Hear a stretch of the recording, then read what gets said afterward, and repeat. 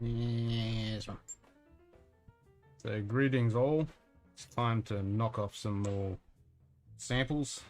Gonna start with, I think this one's evaporated a little bit. It's just the Glen Grant Borealis. Good one to start off with. Get the pellet going. Got the fan going because it's 25 degrees and 70 plus humidity at the moment. So let me know what the sound's like. Should be good. I did have a quick test. So I'm going to hit the Glen glasses tonight. I want to test those and see what they're like. I've never had Glen glasser before. I've heard good stuff, so it'd be interesting to see what they're like.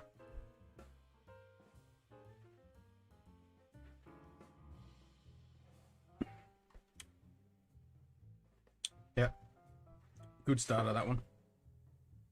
Huh, I did have 3 people and then they're all gone again.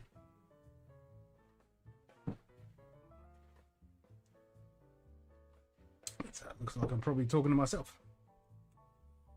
Won't be the first, won't be the last. So I do have Quinta Rubin, the 14-year-old.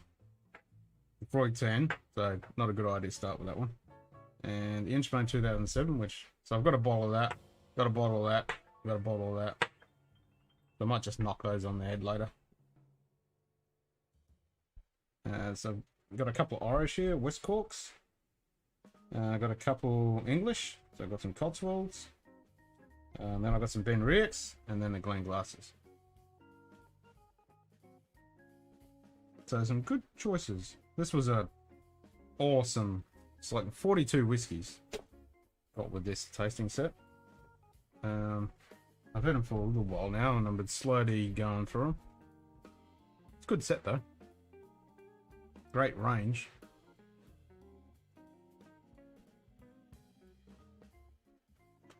Including some whiskies with some decent ABV, like the Glen glasses. They go all the way up from 46 to the 54. The same with the Cotswolds. You've got a 46 and a 60%. Ben Rex, you've got the cast strength ones there. Even the West Cork, you've got a 62%. Yeah, some good stuff. It's like what we like to see with our whiskey.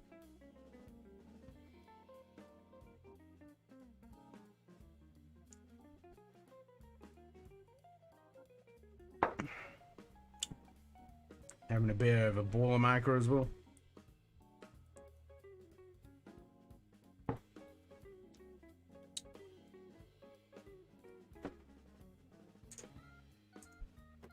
I'll test the sound, see what it sounds like.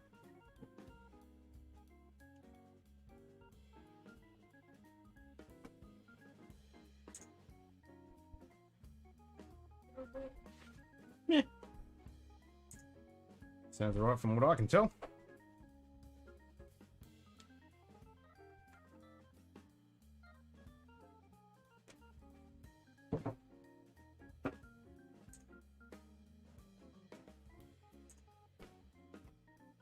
Where's everybody?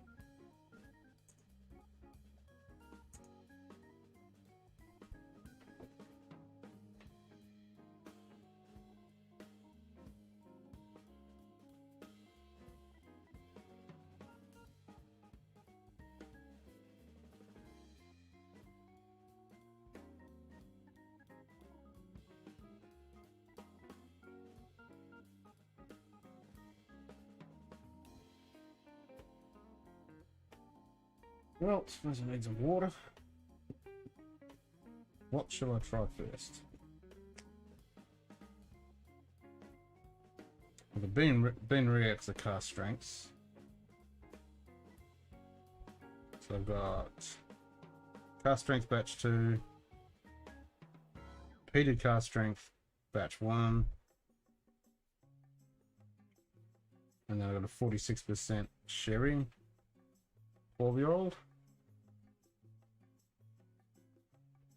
The Cotswolds got a 46% Odyssey Barley, Cotswolds Founders Choice 60%, West Cork 10-year-old 40%, and a West Cork Cast Strength 62%. Well, since it's hot, Let's go Irish. So we'll try West Cork 10-year-old Irish whiskey. I will rinse that glass out though.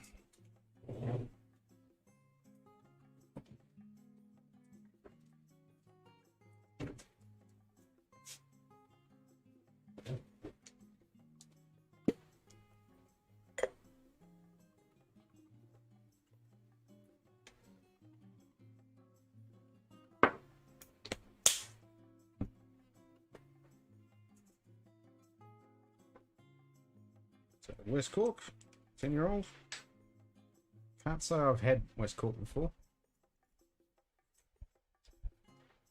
Oh, well, never had it. That I reckon remember anyway.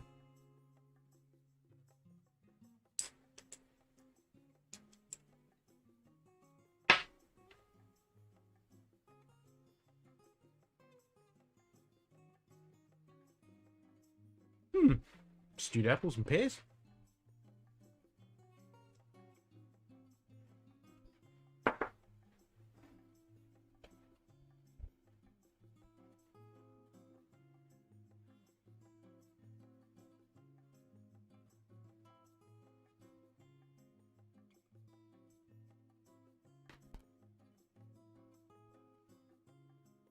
The fan blowing straight on my face, so it's probably not helping to smell the whiskey.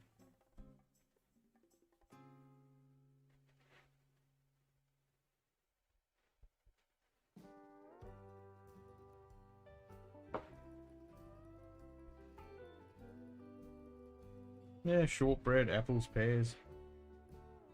Fairly typical Irish.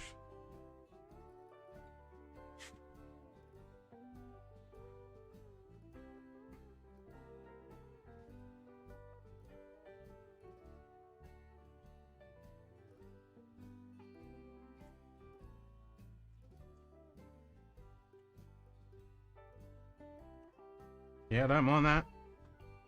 It's not bad. It's a little bit hot on the ABV as you swallow it. The approach is nice and rounded and sweet. Then a little bit hot as you swallow it, but then it really diminishes quickly to a nice, yeah, good Irish.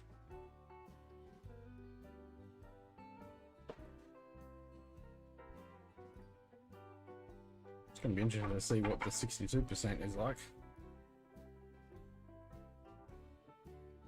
Yeah, don't mind that. Finish hangs around.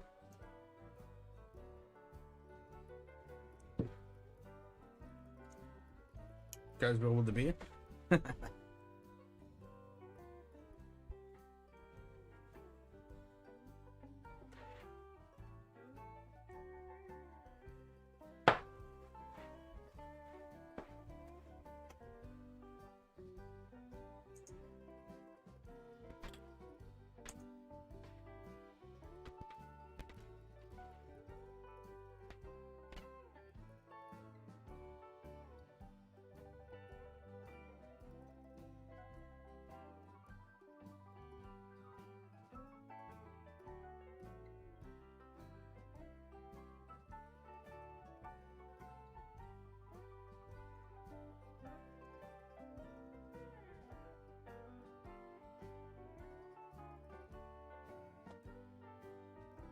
I wonder if this has got the Cotswold West Cork.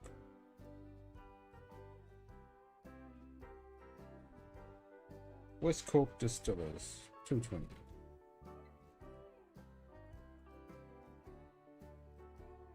I'm going to do the one that does the Dublin.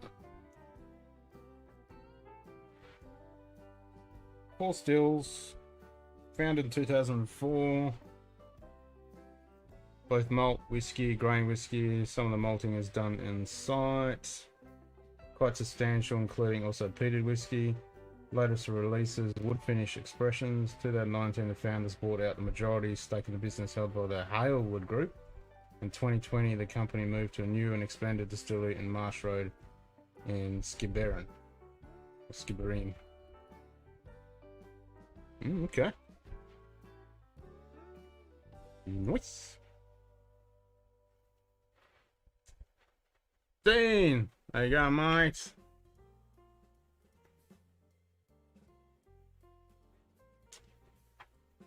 What's your weather like? But it's not as shitty it is there. We got plus 40s every bloody day at the moment. It's currently 25 degrees, 72% humidity. Got the fan going. Too friggin' hot. Don't like it.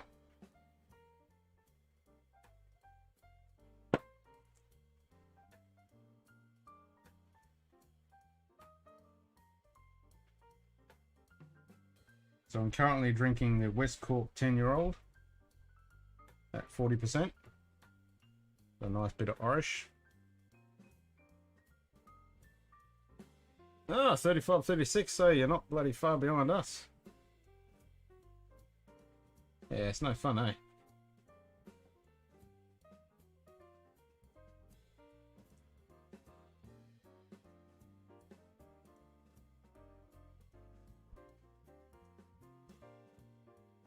A little bit of a grassy note.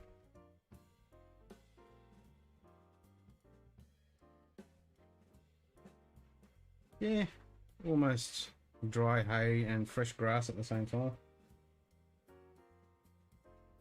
It's almost like a apple cider. So going back to that apple and pear that I was getting before, it's almost like a bit of a cider as well.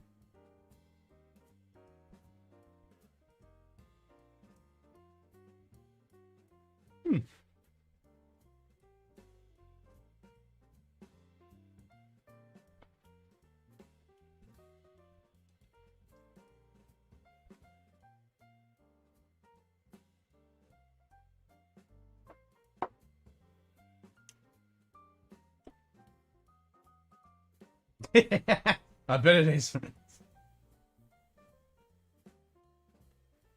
Yeah, 1200 meters is definitely a bit bloody cool. I wish I could do that. I've got nowhere to escape. We were lucky yesterday we got our aircon put in. Because ours died just before Christmas, so we got a new one put in yesterday. Thank God, because it's plus 40s for the next 4 days. I think it's going to be 43 or something on Sunday. So thank God we got the aircon. I mean, it was meant to be 41 today. I only got 38 something. Because we still had a southerly, so we're real lucky that we had the southerly. Otherwise it would have been stinking hot. It's last week when we didn't have the aircon and we had 4 or 5 days above 40. We had a 43 there. It was an easterly wind the whole time, so that's blowing straight in from the freaking continent. It was so shit. I know, it was so horrible. But I've got the fan going, I've got the doors open. It's actually not too bad at the moment. It's freaking loud with the fan, but you probably can't even hear it, which is a good thing. So here we go. West Cork, 62% cast strength. So this should definitely have a bit more kick than the last one.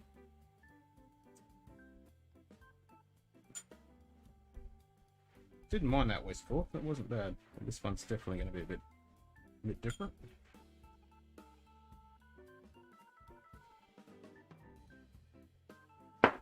The nose is not high, ABV wise.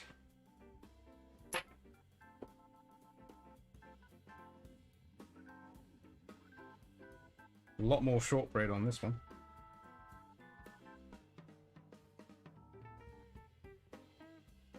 It's a lot buttery shortbread too, which is typical Irish, but this is like real good, like high-end shortbread. Almost like cookies and cream as well.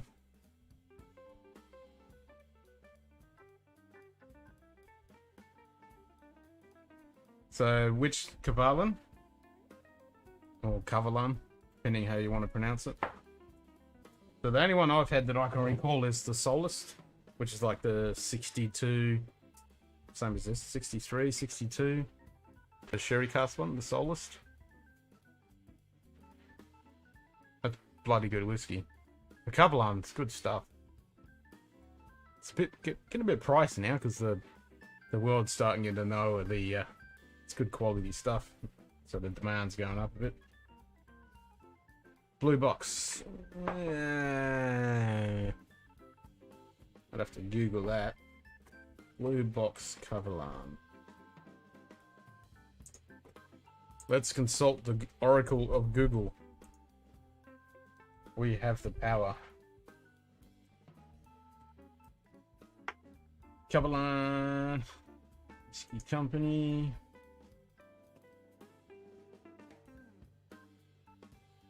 So there's the Kavalan Distillery Select #2 single malt, which is in a lightish blue box.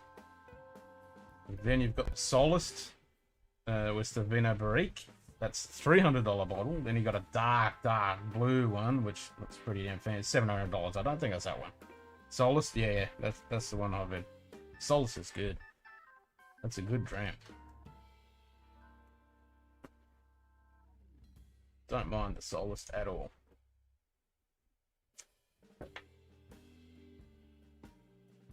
Yeah, on our Kill Current 8 episode, somebody from Norway suggested the cover on the Solist, and I'm like, yep, had that one, and definitely recommend it. Yeah, $300. Yeah, that's the Solist. I've got an empty bottle of it sitting over there.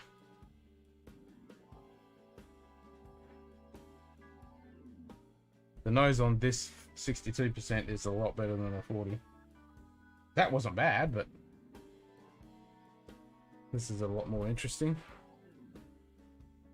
And cookies and cream, and when I say cookies and cream, well, actually not the cookies and cream. It's like the cookie. Oh, I can't remember the type of cookies, but they were like a shortbread cookie with jam in them. Those kind of cookies, not the cookies and cream style American Oreo style. No, the cookie jam style biscuits. Can't remember the name of them.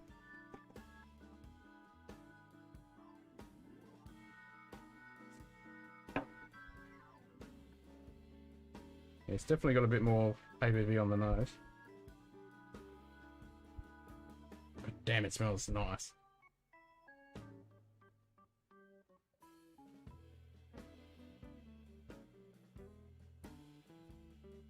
Oh, wow. So on the 40%, on the approach, it was nice and sweet and typical Irish. And then when you swallow it, you get that little bit of ABV, and then it's sweetened up to that typical characteristic. This, when you swallow it, no ABV anywhere. For a split second, it's there. After you swallow it, it's like little ABV, but it's gone really quick, really fast. This, wow, this has got so much character. Okay, now I'm getting dry straw.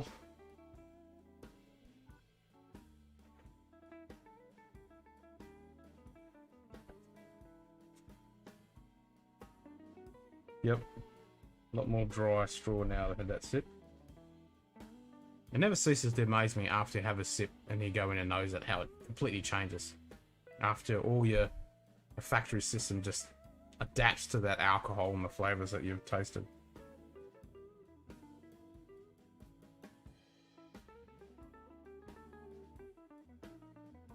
I wonder how much this is worth, because this is not bad. I wouldn't mind exploring a bottle of this.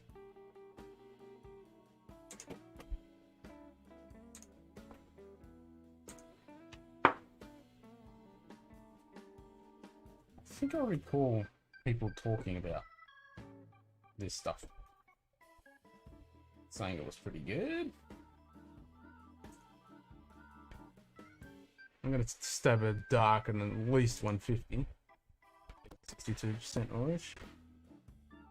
At least 150.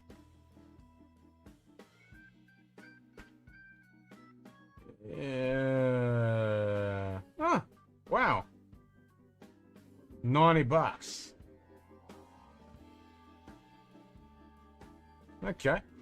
Master Distiller Frank McCarty is classified as an icon of whiskey. Blended. Oh, it's a blend. That's why. 66% grain. That's why I'm getting that bloody dry hay nose on it. First fill bourbon. Polished with Irish whiskey cask. West Cork strength allows the malt and grain whiskies further mature and interact, blah blah blah. It's very smooth. It says unique smoothness. It's definitely smooth. So it's only got 33% malt. Okay. That's why it's cheap. But for a predominant grain whiskey, this is actually not bad. But you definitely get that slight, I wouldn't say moldy, but over dry, dampish hay, grainy barnyard kind of smell.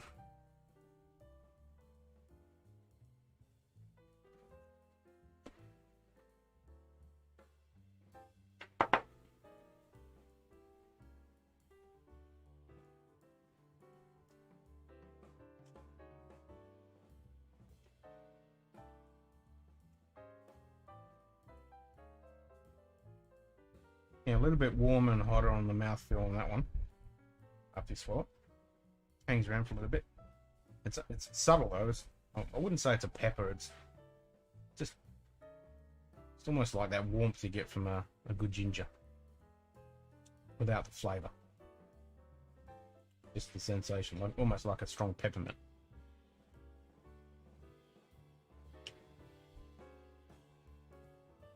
It's not bad. Yeah, I'd grab a bottle of that for $90 for a cask strength. That's kind of different.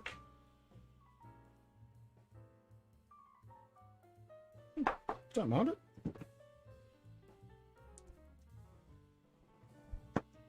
Certainly had worse. Not put this in. This is my god, the amount of condensation I got from this bottle of water. Oh my god, it's insane.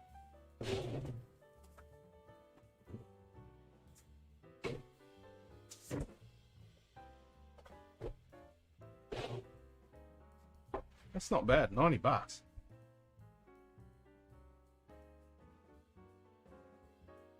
I didn't think it was a blend, but 67% grain, huh? Good old column stills. That's not bad.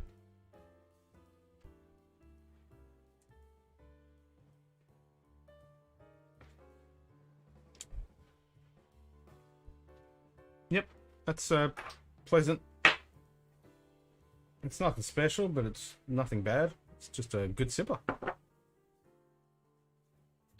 Alright, what next? 18 and 19. Alright, so since we've got an Ireland, let's go over to England. So we've got the Cotswolds Odyssey Barley, 46%, and then we've got the Cotswolds Founder's Choice, 60%.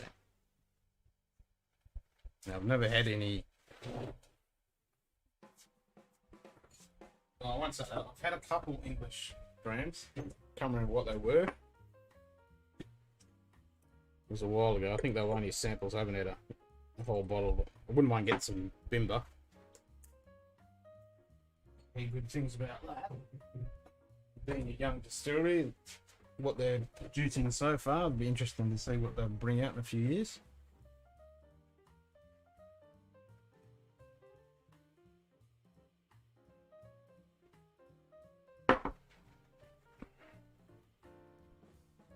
So let's have a look how much this is worth. The Cotswolds.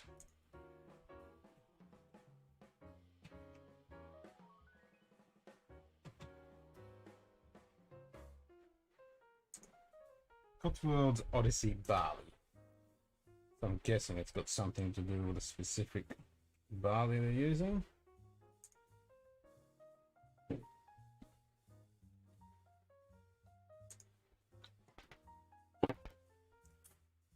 Let's have a gander. Loading $125 a bottle. First whiskey ever distilled in the Cotswolds. It uses 100% locally grown floor malted barley. Oh, tick tick. First fill Kentucky ex-bourbon, reconditioned American oak, red wine casks that have been shaved, toasted, and recharred. Oh, if that's done right, that would be rich, fruity, and sippable, as it says. Yeah, that should have some nice characteristics if those casks have been done well. Okay, so it's recent expression. First distillery in the Cotswolds. I like the sound of it. Let's have a look-ski. It's really good actually doing these episodes, because even if I don't keep them live, I can just keep them for myself. Because some of these drams that I've had, I've forgotten about them. And I always think, damn, I should write down what my reaction is. But if I just do this, whatever comes to my head, I can just spew it out and then look back later on and go, yeah, okay, that was my reaction. Yes, I should buy a bottle. No, I won't bother buying a bottle. Because the other day I mixed up the Aaron 10 response with the Knock and Do. And I thought the Aaron was the... What did I say? The Aaron I thought was the one that had the honeyed oat flavour, but it was the Knock and Do. So... joys of getting old, eh? Okay, definitely barley. That's really barley forward.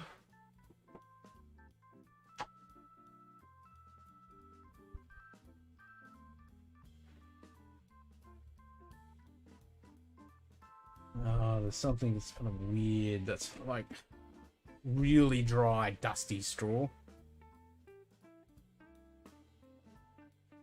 It reminds me of some of the lime burners, the barley characteristics, but it's a different smell, but it reminds me of that.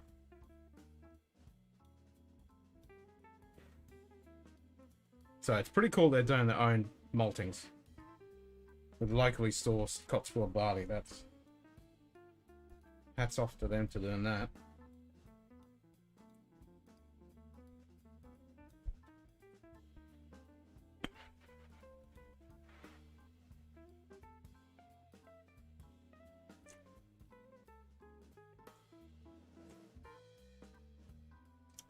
If you really like the barley malt flavour, this is done really well. When you first taste it, you think it's going to be strong, but it's not. It's just there. It's in front of your face, and it's like, hello, have a look at me. But it's not smacking you around. That's, keep using the word smooth, but it really is smooth. There's no pepper, prickly, spiky bits. Rounds off with a nice little bit of sweetness. That's not bad. Like the West Cork, it's going to be interesting to see what the cut strength one is like. So the Cotswolds Founder's Choice. Let's have a look and see what that one says. For this Odyssey barley, that's not bad.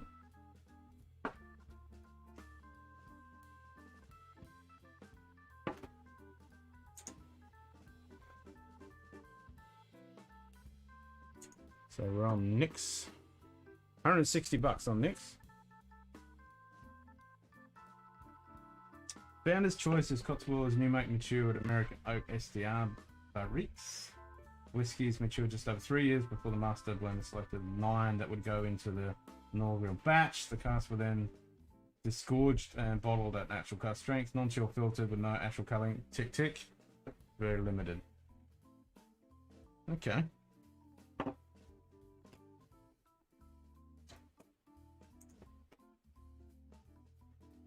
So for a very young whiskey, this is not coming across...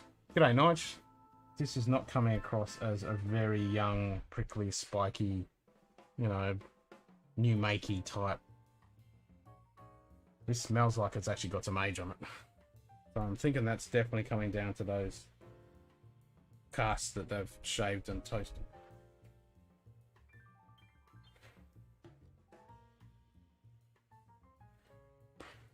That dried, it's like that when you go into a hay shed and you've got that dry hay, grass, dusty air smell, especially on a hottish day.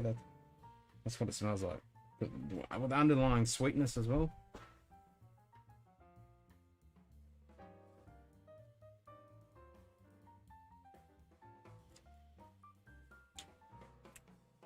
This is really like a wheat hay summer out on a farm, harvesting.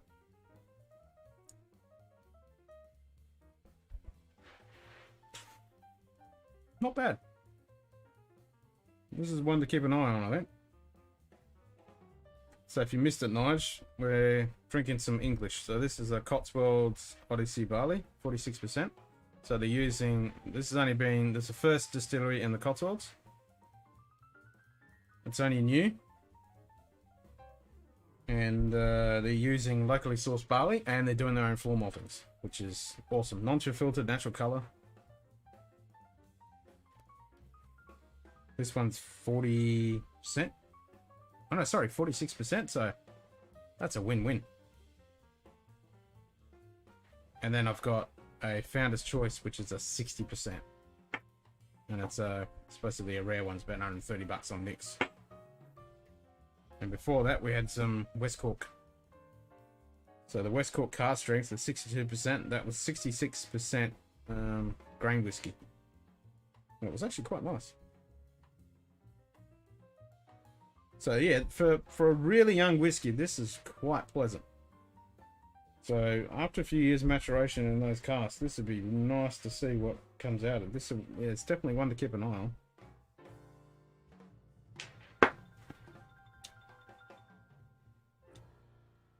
Yeah, that's for a young whiskey. That's pretty dang good. I'm impressed.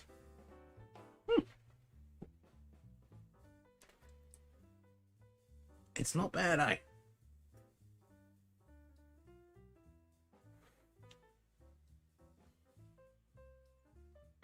It's not bad at all.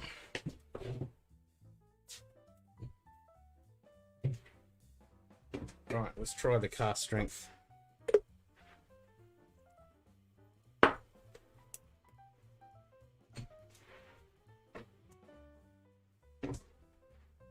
I'm expecting this to have a... I think it'll be probably a bit young because it's only, I think they said 3 years. So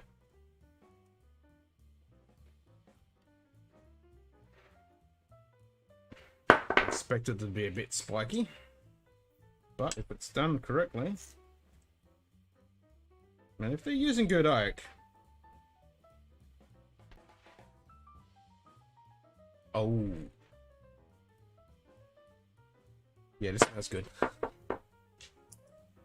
Not prickly at all. Oh, what does this remind me of? It reminds me of one of the Glenmorangies. Okay, there's a little bit ABV. But it's on the edges. It's not up in your nose. It just surrounds it, but there's this sweet apple with some kind of plum and dark fruit. It's like a real subtle sherry port combo, but not those smells of sherry and port, but that feeling.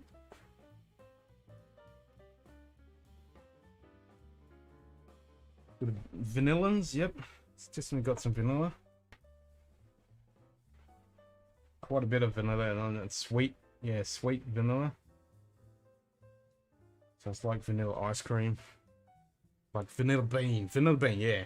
Good vanilla bean. Not the essence. A good vanilla bean.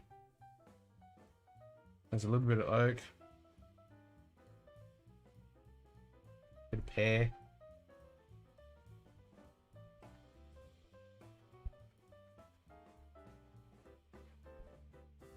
Bit of raspberry.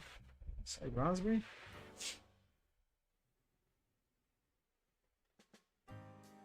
Not the raspberry when you eat, but just the raspberry on the punnet.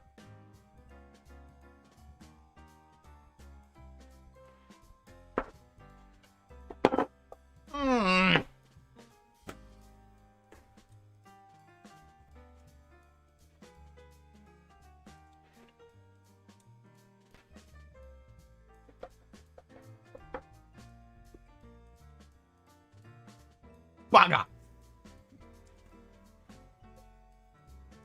Knocked my Glen Khan.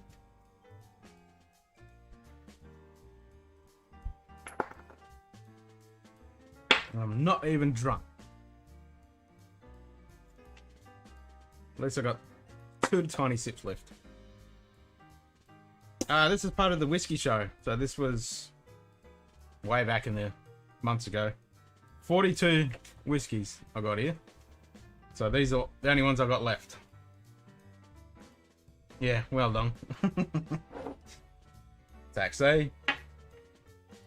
Now, what was I saying about the taste? I'll let that sit on my palate for a little bit. It's a little warm, but not offensive.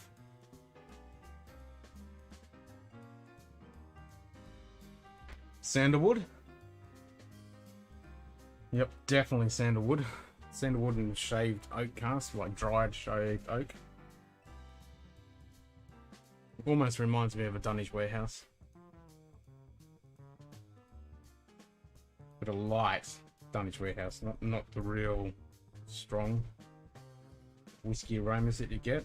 It's more just like a fresh dried cask.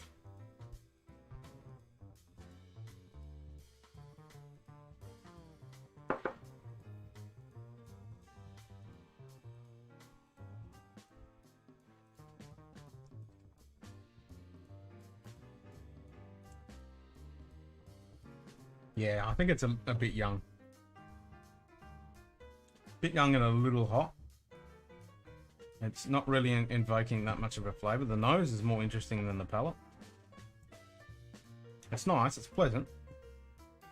But there's nothing really outstanding. Add a bit of water, it might open up. With that one mouthful I've got left, 2 drops. 2 drops of water, I think. Because it is 60, yeah, 60.4. It needs a bit more age.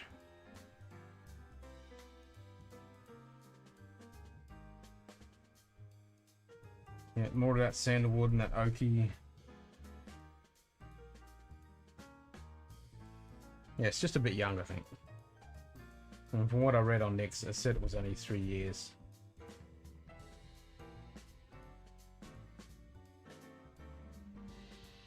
So, Founder's Choice. What's it saying? Oh, here we go. This is the Cotswolds Distillery.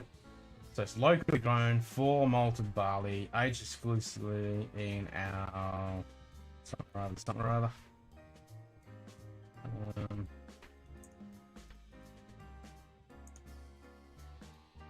Recharred American oak and red wine barriques. Uniquely active cask, rich and intense maturation to a fruity new make spirit. Offering toffee, oak, and red fruits. Yeah, well, that's the raspberries I was getting. Non-filtered natural colour. Awarded Best English Single Malt at the World Whiskies Awards 2019. And I think people have talked about this before and said it's actually really good, and this is one to keep an eye out on. And I have to totally agree. So this is a 60.5 ABV. This one's 60.4. So this must be another batch. And it's 65 pounds. Which is what it was on Nick's one was 130 bucks. So that's a bloody good price. For that ABV non-chill filtered natural colour. So yeah, I definitely want to keep an eye on this. This is what they've got here. This really doesn't come across as, you know, a harsh, prickly, young. It's really quite nice and pleasant. It just hasn't had that time to mature enough to really have that wow factor.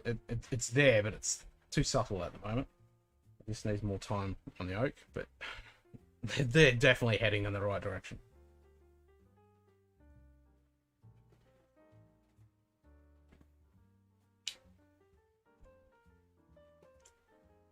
So the water just really dulled it down and made it kind of flat. Still nice and pleasant, but just flat. Nothing really stood out. So I'm definitely keen to see what these guys do in the next few years. I think like a 10-year-old or a 12-year-old would be outstanding. Yep. definitely one to keep an eye on.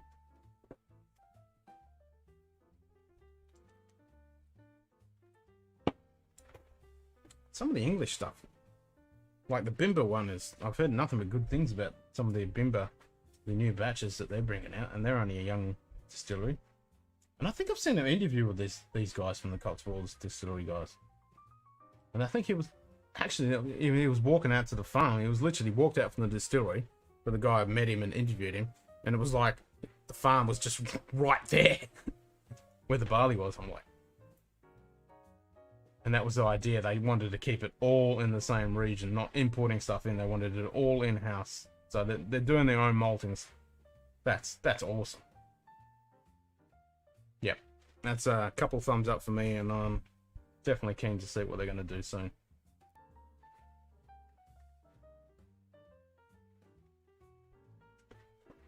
Nice.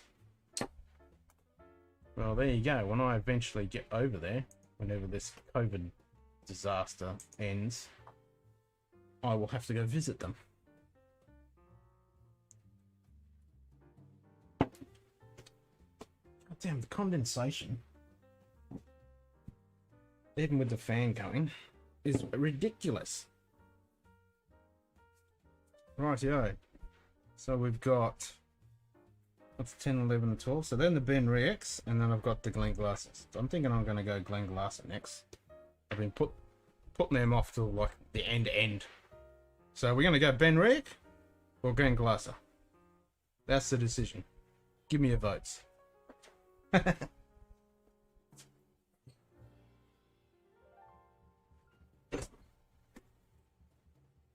And they both got cast strength.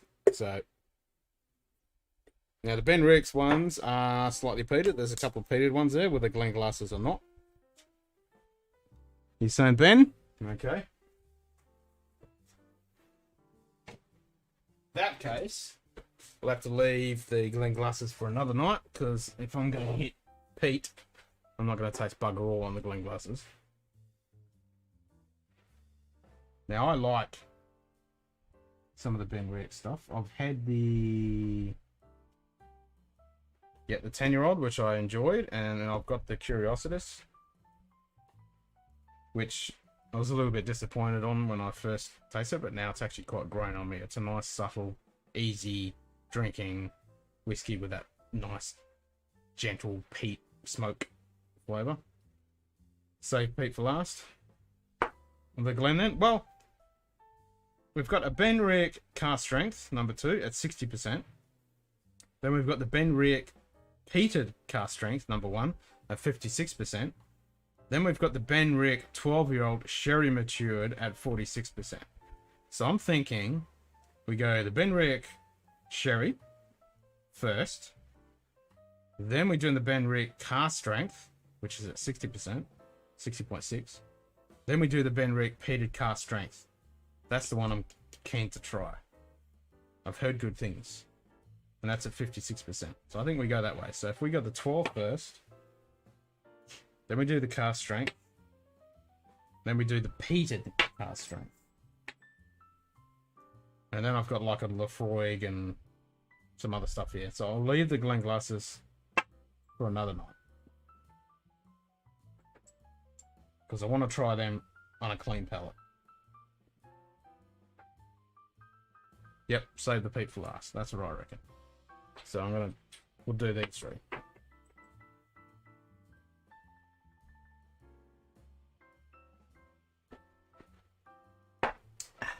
I thought there'd be a few more people on tonight, but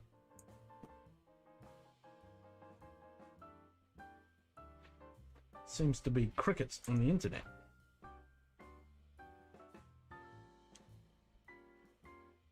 Have you watched the last season of Cobra Kai?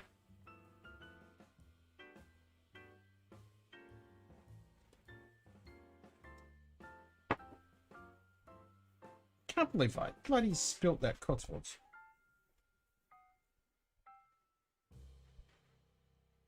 That's the first time I spilt a whiskey in a long time, longer than I can remember. Hold them up so you can see the colour. They pretty much look the same. Well, except for the peated one, actually looks lighter colors wise. There you go. Actually, give me a sec. I'll turn on the overhand camera.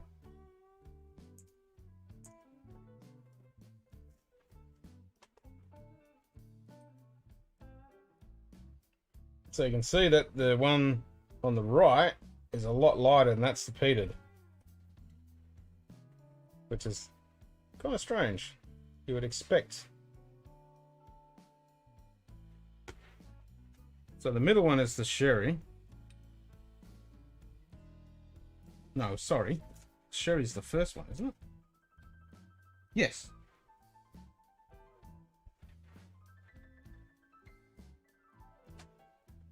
So that's the sherry. That's the cast strength. That's the peated cast strength. I know. It's very light for a peated. But it doesn't say what age it is. I mean, typically peated casks are young, because the longer you leave it, the less peat you get. So, makes sense. Spend less time on oak. Yeah, it's worth a watch if you haven't seen all of the Cobra Kai. It's bloody good. It's a really good education for these idiots that have been butchering the hell out of all our favourite franchises. I should look at Cobra Kai, and this is how you do it. Alright, so let's go the 12-year-old. Or number 12, sorry. Which is the 12-year-old sherry matured.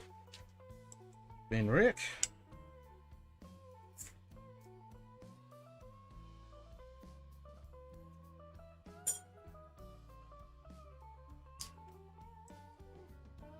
Love me a good sherry cask, so let's see what we got.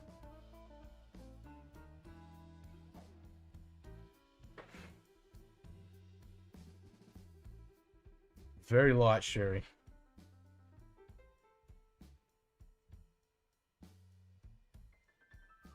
And I swear there's a slight peat.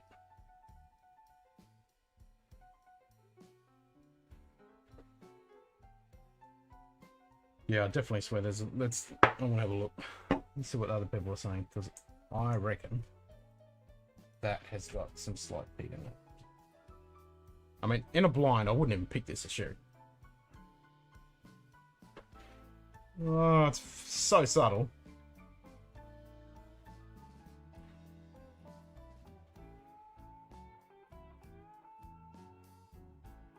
It's 46%.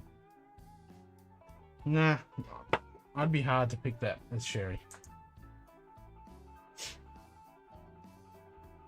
What was it? 12-year-old.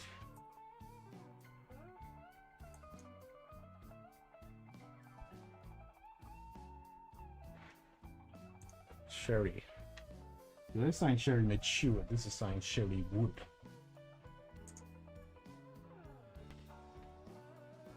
$90. Three-way sherry matured whiskey. Full sherry plus Oloroso plus PX. High strength than its early incarnation. Comes non-chill filter. What's the ABV? This might be a different one. Can't even see where it says ABV on vintage. Next, let's have a look on Master of Malt. It's saying 46%. Matured in sherry cask, then finished in the combination of Pedro Menez and Oloroso. Well, then, it's all sherry. More sherry deliciousness than you can shake a stick at. Well, it's not coming across on the nose. 12-year-old.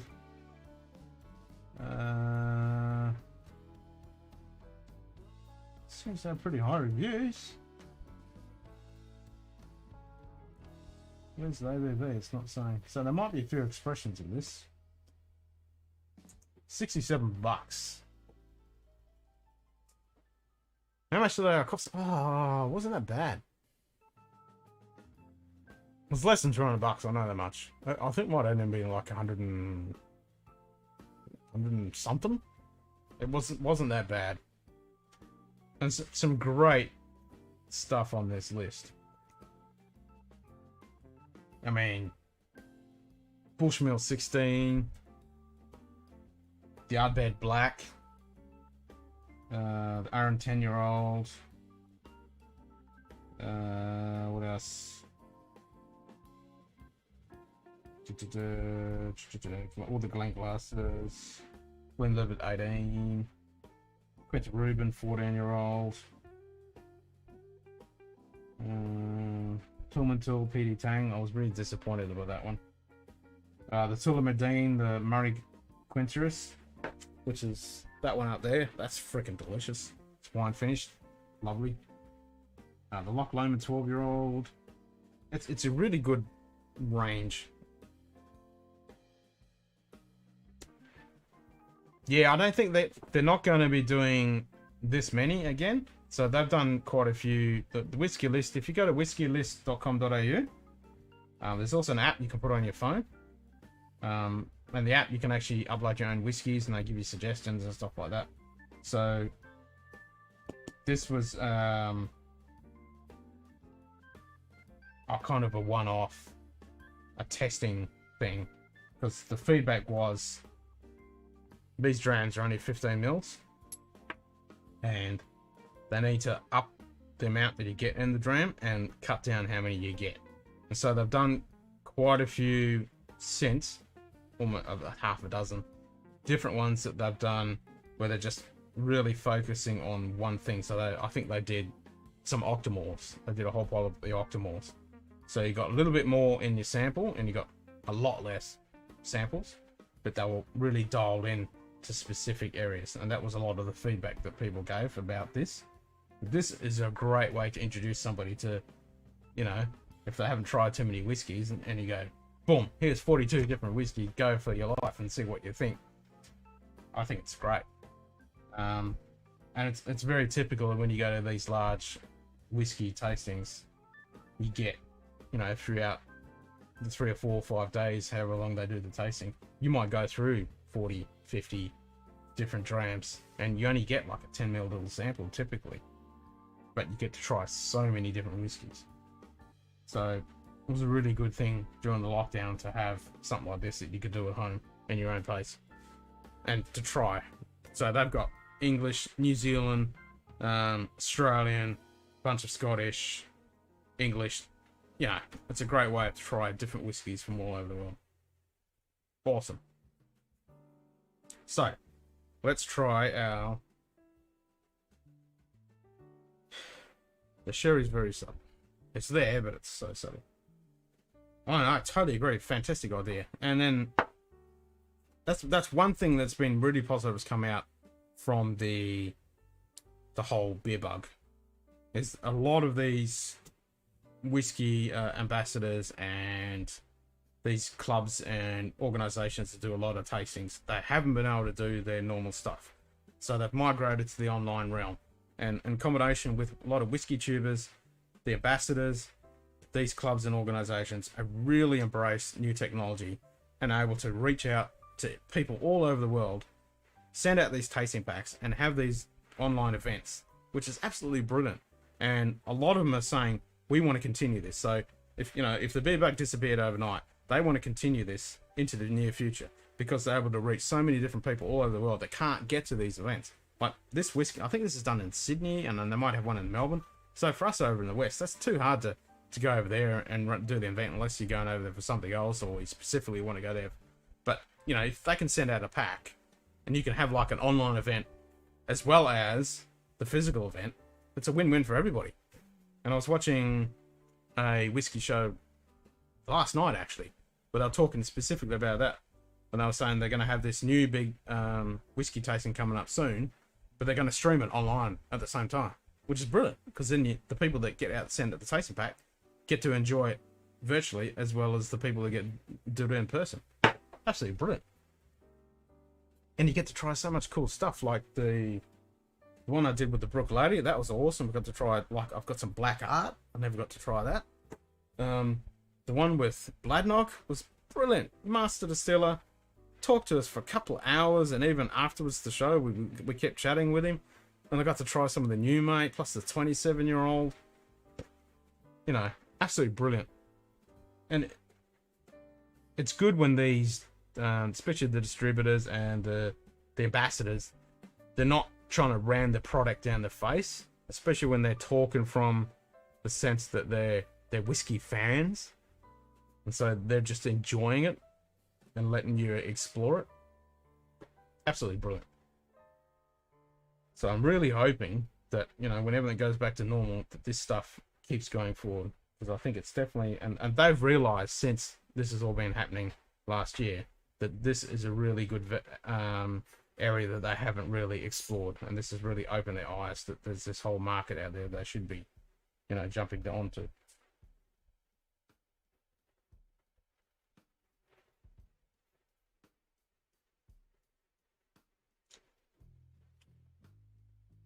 I mean, for Pedro Menez and Oloroso, that's very subtle. So it was subtle on the nose, and it's very subtle on the palate.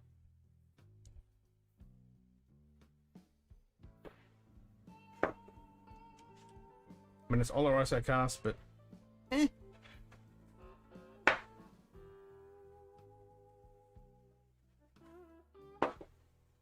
this is one of those ones that if you want to have, it's almost exactly the same as the Curiosities.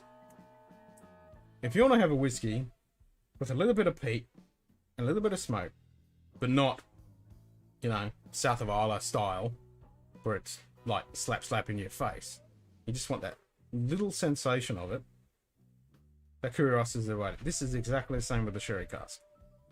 It's there, but it's not in your face. It's just enough to say, yep, that's sherry. There's some of the dry sherry. There's the sweet sherry. It's like, hello, how are you? But not, oi, sherry.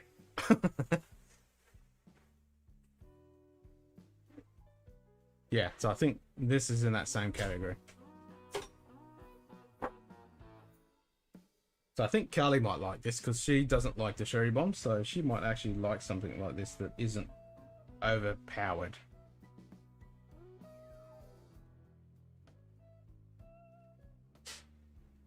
I think they might have, where I thought there was slight peat in there, I think it's just the toasting on the casks.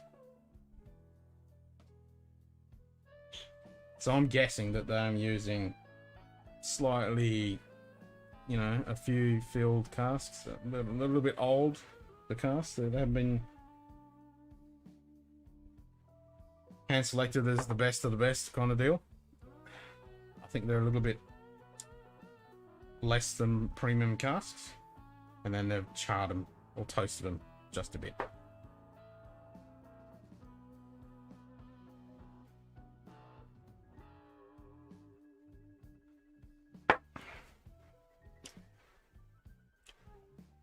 So it's all right, but it's a bit lackluster if you want that sherry experience.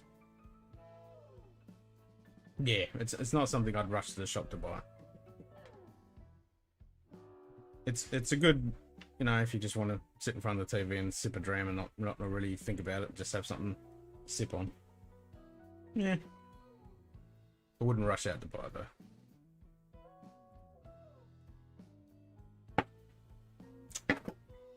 How much did they want for that? It was $70 or something, wasn't it? 90. Oh.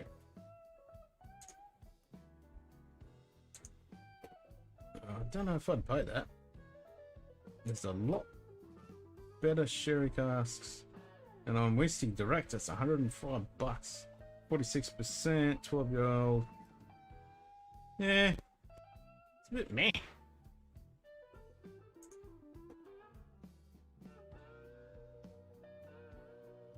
It sounds good. It says this luscious 12-year-old single malt whiskey is unconventionally made using 3 facets of sherry cask maturation. Full sherry cask maturation combined with Pedro Menez and Oloroso sherry. Which is a load of bullshit because Oloroso and Pedro Menez are fucking sherry casks. So what's the facets of sherry cask maturation? Full sherry cask. What sherry cask?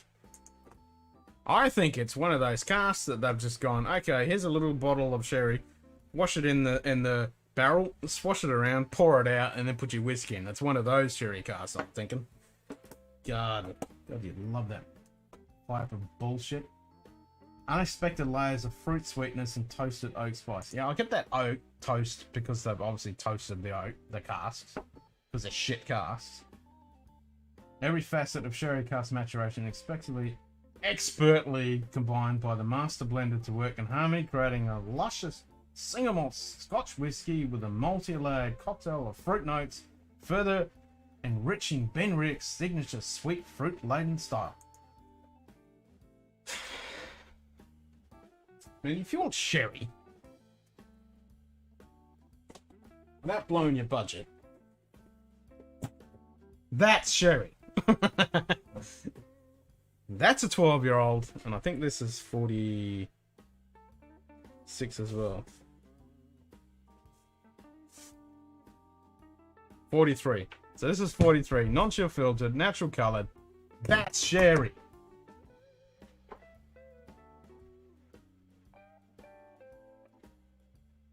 This is staled old casks that I've tried to wring out as much as they can to get anything. Now, this could be the sample that I've had, but I suspect it's similar to that Curiositas, that it's just a subtle flavoring of sherry. I mean, that toast is very subtle, but it's there. But that's sherry cask. I mean, actually, that's a fresh one. Can't pop that one yet.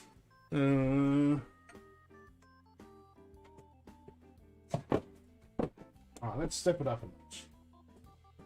Here's some sherry. 15-year-old. Oh, that Abalur Urbana. That's sherry, man. I mean, the way they describe that, they think it's the bloody best thing under the sun. No, no, no, no. This is fucking sherry done well. Like Glengoyne, Glendronach, Martin, Aberlour. That's sherry.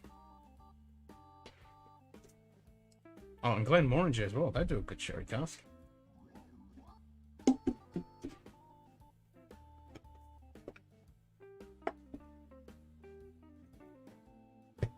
I'm sorry, Ben Rick, but I like your 10-year-old. But everything else I've had from you guys so far, other than the 10-year-old, has been meh. This one, 15. I mean, that is sherry. I mean, I do have a fan blowing on my face, but even so. I mean, that is sherry. You can smell that. Because I just want to leave my nose in there. Oh. So this is the 15 Revival, which has got the Oloroso on it. Man, I'm itching for the anticipation because I know this is so fucking good.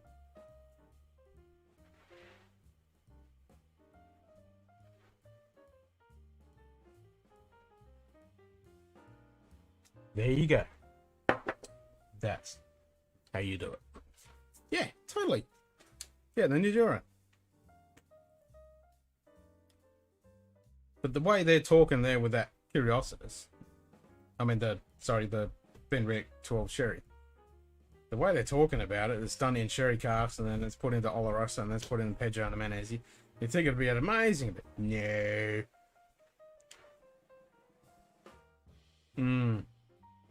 I mean, this finish is still going. That's a sherry cask. Alright, enough harping on about that. Let's try the cask strength. I expect better things from that. 60%.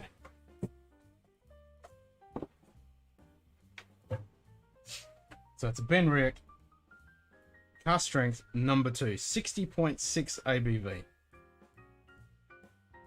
This should be good.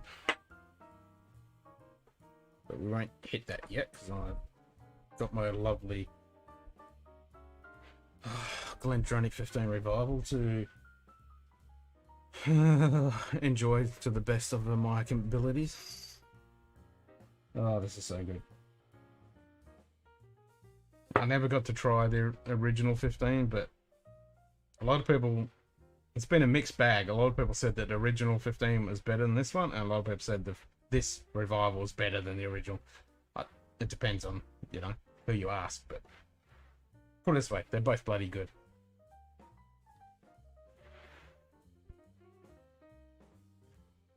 And I love the 12. I smashed my first bottle of the 12, but when I tried this, I'm like, whoa.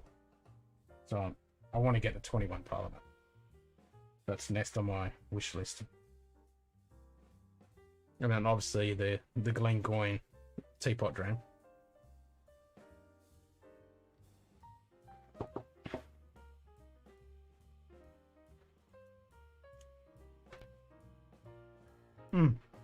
Yep, there it is. I keep going back to Ben Rick. Want to try some real sherry?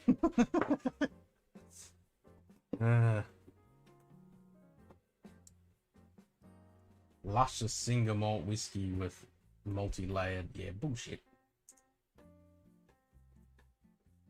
That was a tease of sherry.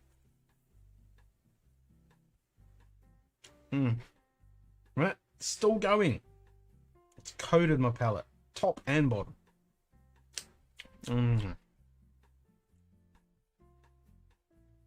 Oh. Yep, you've got to grab yourself some of this, Nige. Oh. Like, if you're really enjoying the new Nadura, which I know is not bad, you will have a moment with this one. It's one of the best sherries I've had.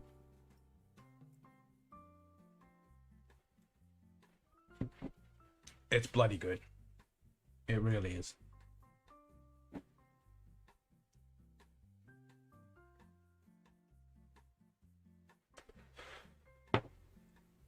And then the traditionally peated, that's really grown on me. Like, you've seen a few of the casts I've done. Well, I was trying that, and the first couple sips I had of that, I was really disappointed because I really wanted that awesome Glendronach sherry with the peat, but it wasn't there. But it's slowly opening up, and it's subtle, but it's there, and it's well complex but rounded. It's really grown on me. It's got the best of all things. So, like, with the Curiosities, you just want that little bit of peat, and that sherry cask 12-year-old, if you just want a bit of sherry. The Glendronach one has all that in it, plus the port. It's got them all in there in the one glass. It's great. You got the port, you got the sherry, you got the peat. It's one of those ones where you think, okay, what do I feel like having whiskey wise? Oh, I feel like some sherry. No, I want some port. No, I want some peat. No, I want this. I want that. Nah. Just have that dram. You're all in. You're all in. You've got them all. It's one of those ones. And nothing is really overpowering the other. They're all there on a nice little wave just going along. So, yeah, for a great one to give to somebody to say, this is what whiskey can have. And if they can pick up those subtle flavors in there, then you can dive down further into those categories if they pick it up. If they don't pick up bugger all, then you know, okay, they're not ready yet. But for someone who's delved a little bit and has got a good palate developed, that's a great one to test somebody on to see where they want to go without being overpowering.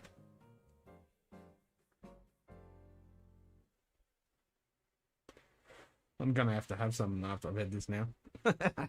Just to remind myself, because I was really poo-pooing it when I first tried it. But now it's one of those ones that's just really grown on me, and I was really chuffed. I think you were with me when I discovered that it had port casting. I was like, I'm picking up port, and then when I read the front label, it's like, oh, port cast. And I'm like, hallelujah, my palate isn't complete shite. You're doing the whiskey list now. What, you're on the website having a look, or you're on the app?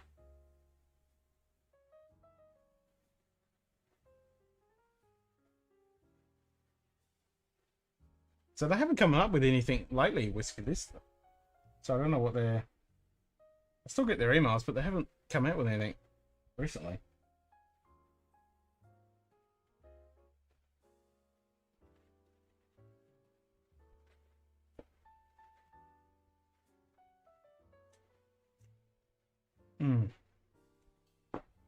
That 15 is so good. Website adding your collection. Yeah, I haven't done that yet. I mean, I've got one app that I add my whiskey, and I found another one that has a lot of cool stuff, and you can do it on the website too, which I'm quite keen about. The one I use, which is really good because it has a barcode scanner. I use whiskey. Excuse me, Whiskey Suggest. Now on the website, it's really good because you can put in the characteristics of. God damn, gas. Beer.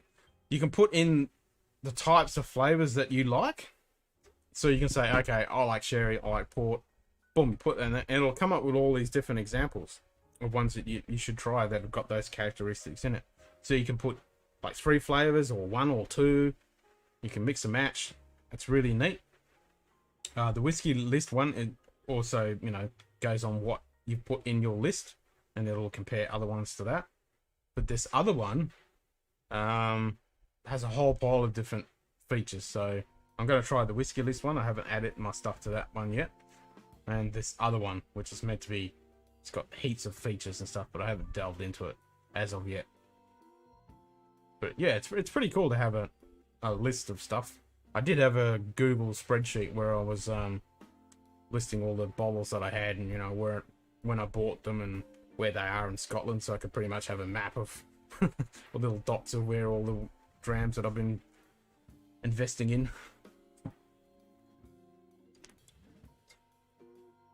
But that Whiskey Suggest app is great because it's got a barcode scanner, so I can go up to my bottle and just go boop, and it adds it, which I love because you don't have to sit there and search it and type it and all that jazz.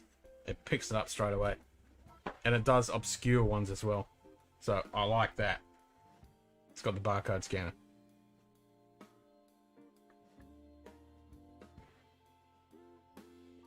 Plus you can put whether it's a sample, unopened bottle, and then you put the price, where you got it from, when you got it. Plus you can put notes. So yeah, it'd be interesting to see what the other ones are like. Does the whiskey list one have a barcode scanner? So that's brilliant. Barcode scanner. I could bring it up now. I don't even know if I've added this bottle. I've got... How many bottles? I counted them the other day. Was it 120? Yeah, I think it's 120 bottles I've got at the moment. Might have been more than that. I can't remember. I have to count them again.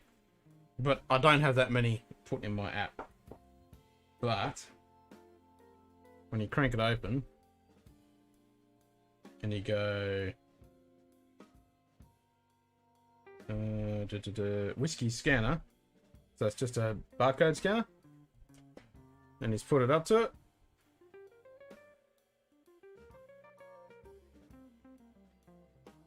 And it's gonna make a lie of me. It's not even gonna bloody pick it up, which is bizarre. What's going on? Oh, there it goes. So you just put it in front of it and boom, there it is. It's picked it up, traditionally peated.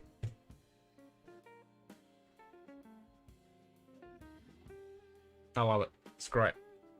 Don't have to type, don't have to search. Just puts it up. No, it doesn't.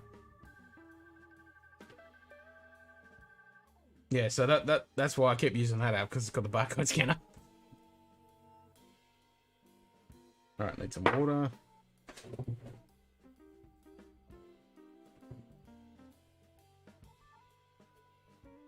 What's that? What? What's the app called? Whiskey Suggest. So it's an app, but it's also a website.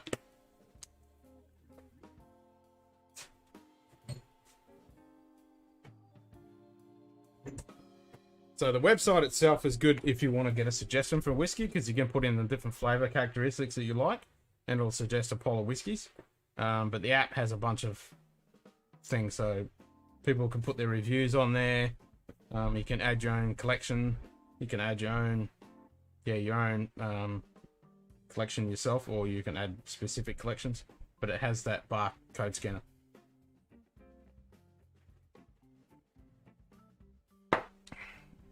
So you can go up, and it gives you prices from different bottlers.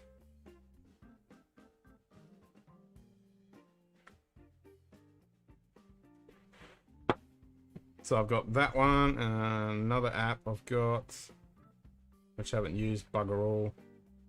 The whiskey list app, yep, I've got that one, of course. And Drama. And Scottish whiskey news, so that's a good one for news.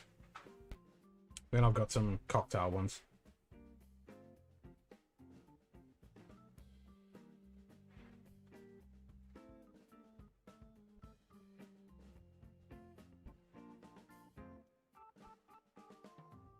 So the Drama one has a barcode scanner as well. So this is the Drama.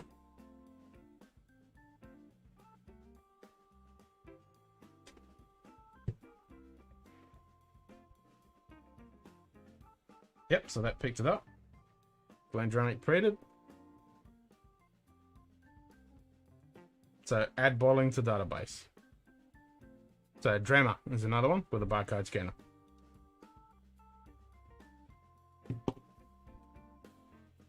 I think it's brilliant. I mean, you know, you've got the technology, you might as well bloody use it.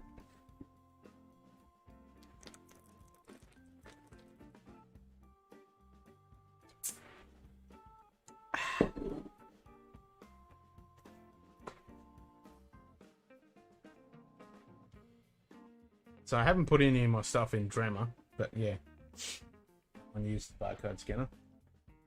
Now I did say I was going to have some professionally peated.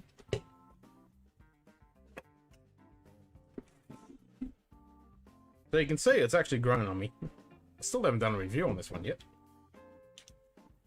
And I keep slowly drinking it, so I'm going to have to hurry up and get the review done before I drink it all.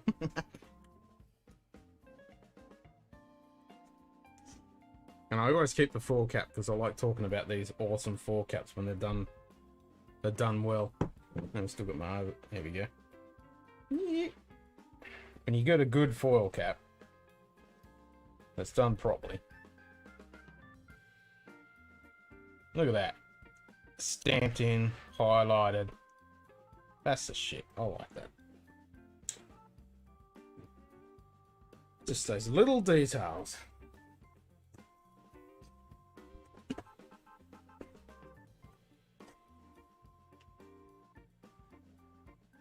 Oh. So I'm picking up a shitload of peat this time. But it's not overpowering. It's just really well rounded.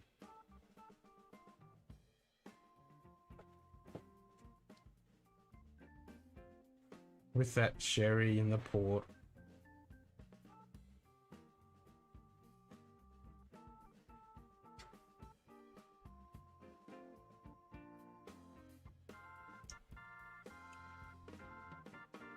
Yep. Wow. This is really a bottle you have to get halfway down. Because I was not getting 1/8 of that peat taste and smell when I first had the few drams out of it. When it was a fresh pop. Nowhere near it. Even with this fan blowing through my face, when I stuck my nose in, I got peat, which I definitely did not get when I first popped this cork. This has really opened up. Wow. That peat is hanging on now. With a slight little bit of ash. Shit, that's good.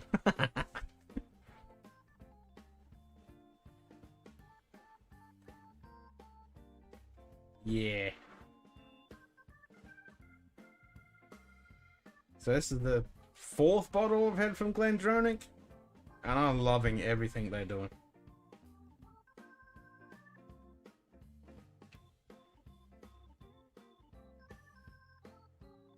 Can't believe I got halfway down to this bottle already.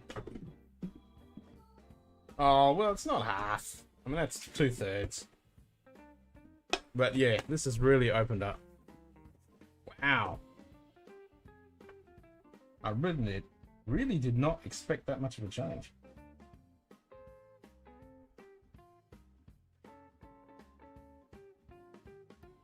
And that's a tiny dram too.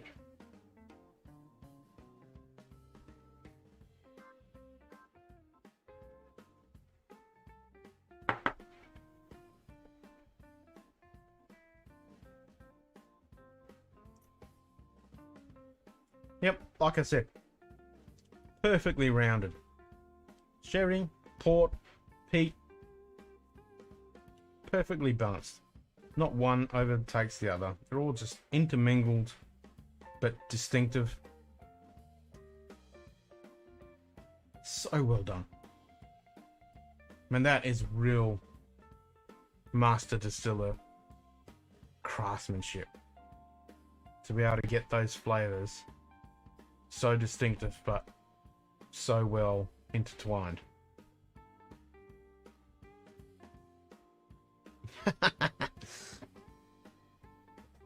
I'm gonna give this a good review.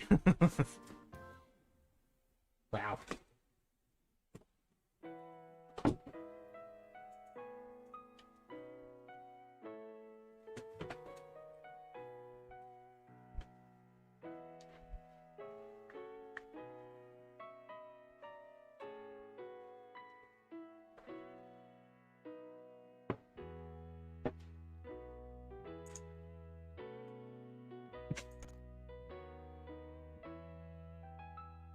G'day, Fred.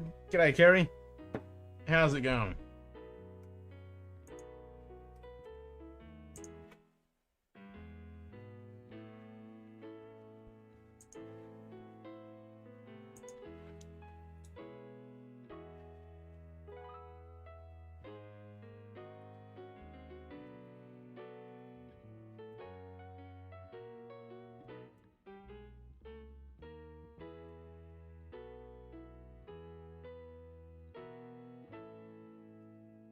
I'm just typing to Discord. They're both good. Excellent. That's what we like to hear.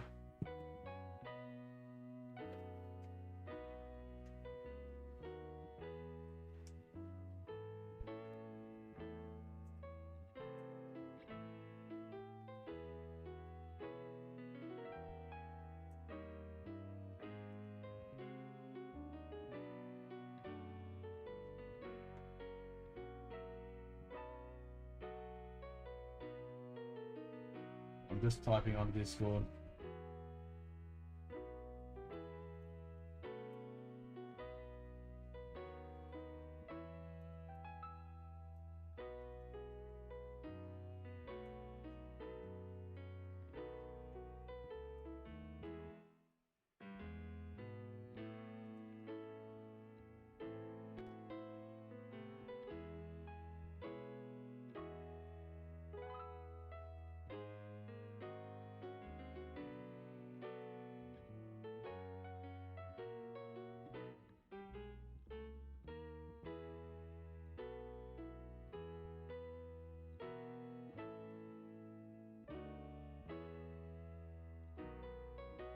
I'm waxing lyrical over the Glendronach traditionally painted.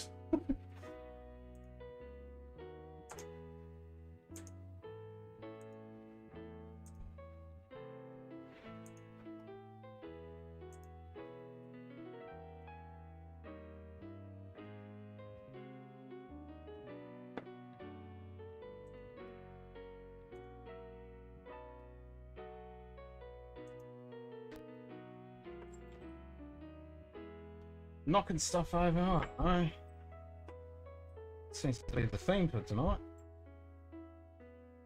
Alright, so let's get back to our Ben Riach. So we're going to go to the Ben Riach Heated Cast Strength #1. 56% ABV. So let's see if this is better than their so-called sherry, luscious, blah blah blah dram, which was really quite dismal if you ask me.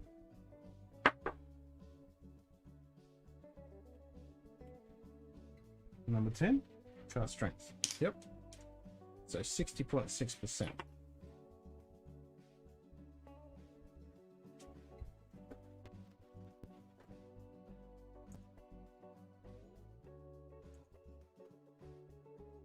G'day, Adrian. How you going?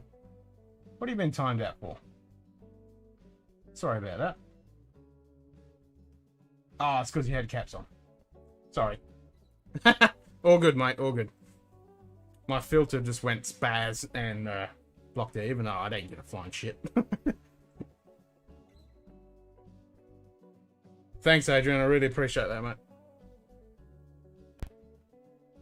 So let's see if this peated cast strength, sorry, not the normal cast strength, is better than that sherry so-called bomb that was a disappointment. And on those, it's a lot better.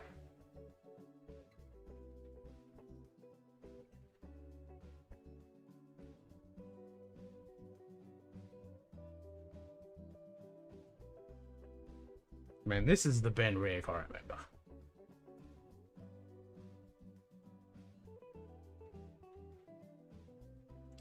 Oh, sorry, Adam. My apologies.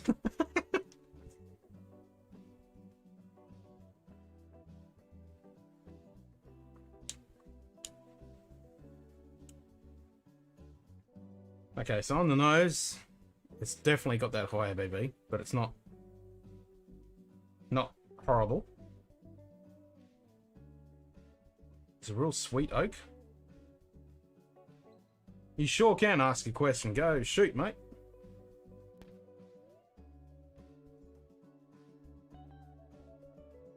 Amaya's trying the Glenlivet 18. Let me know what you think, Amaya. I'm quite partial to the Glenlivet 18. It's one of my first drams that I really fell in love with when I was early in my whiskey experience.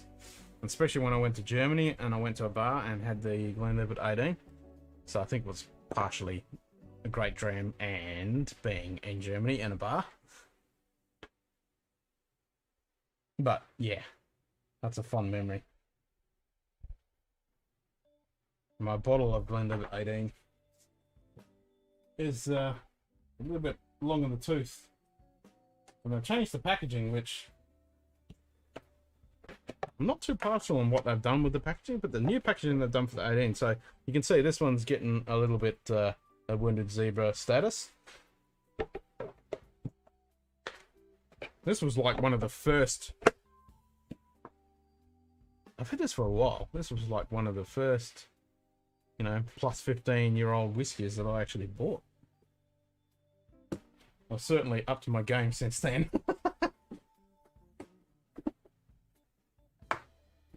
But yeah, it's one of those old fond memory favorites that I always like going back to. It's just a good dram.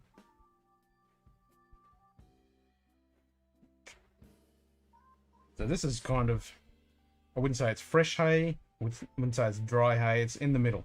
So it's just been baled. It's at that prime time for baling.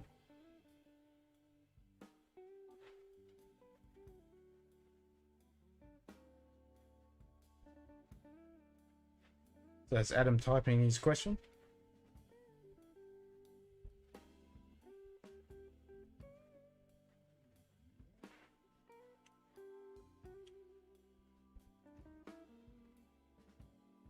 I'm a little bit disappointed, Benrick.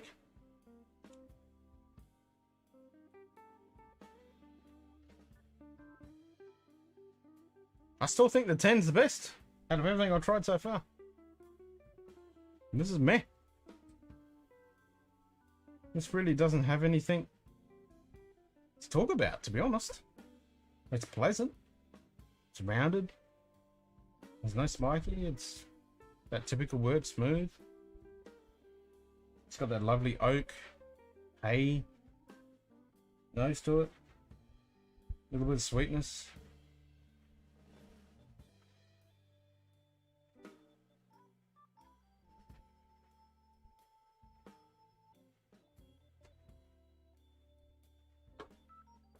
Yeah, but the 18 doesn't have an offensive bite. It lets you know it's there, but it's not like slapping you around in the face. It's just like, hello.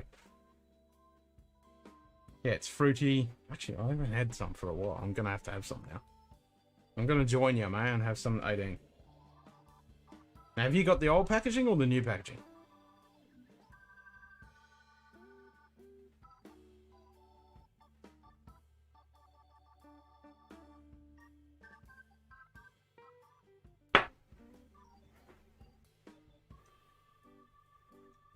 No.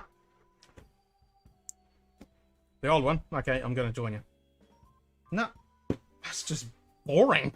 That really is boring.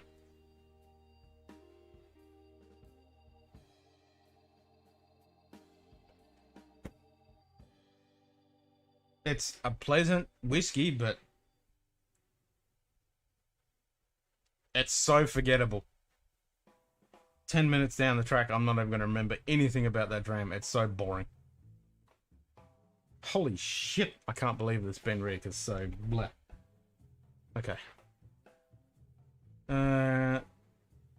It's the bottle he got when you were down once. You meant she? I don't remember you getting at Glenlivet 18. Or is that you talking to me? You're confusing me now. Get your own account.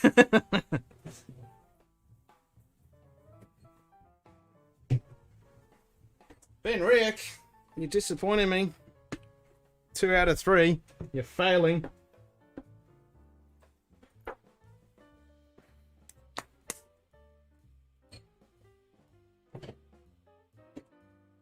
Alright, so the last chance. Like the Curiositas, I don't mind for a light peated. Even though that was a bit meh, but it grows on me for a slight peated, as I said earlier. If you want a slight sherry, the sherry's okay one. If you just want that real subtle, and the subtle peat for the Curiositas. But that cast strength was just really meh. I told you to get it. Was it a good idea that I told you to get it? Do you like it?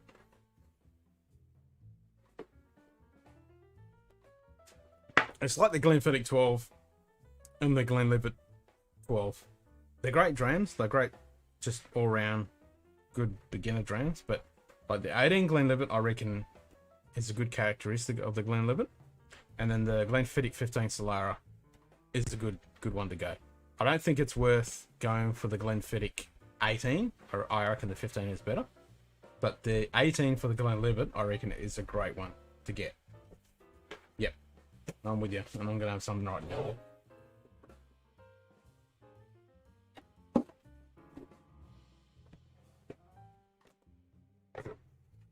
Just to wash out that horrible, disappointing taste of that Ben Rick.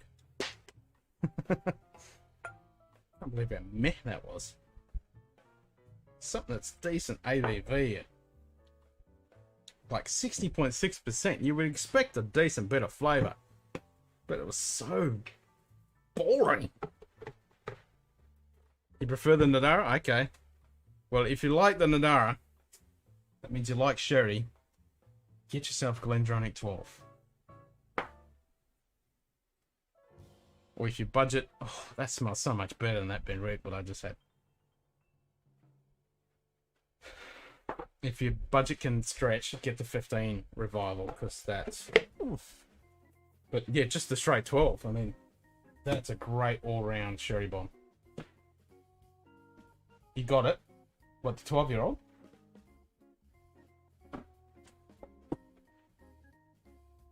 I've probably been ranting and raving and tell you to get that one, haven't I? Well, if you have it, what do you think of it?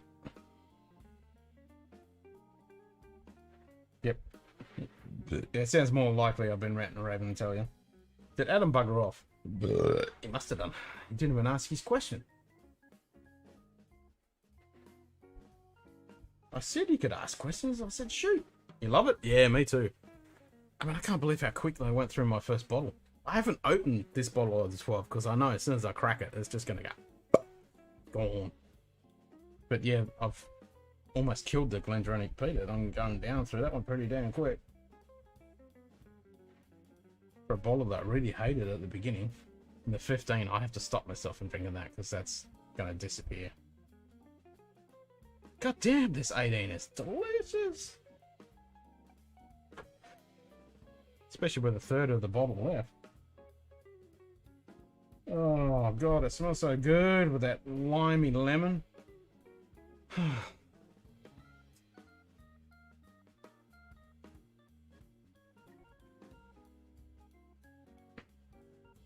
Mm-hmm. Mm-hmm. Yep. That just takes me back. It's literally a time machine. Like, every time I have this, I'm like, yes, this is a bloody good dram.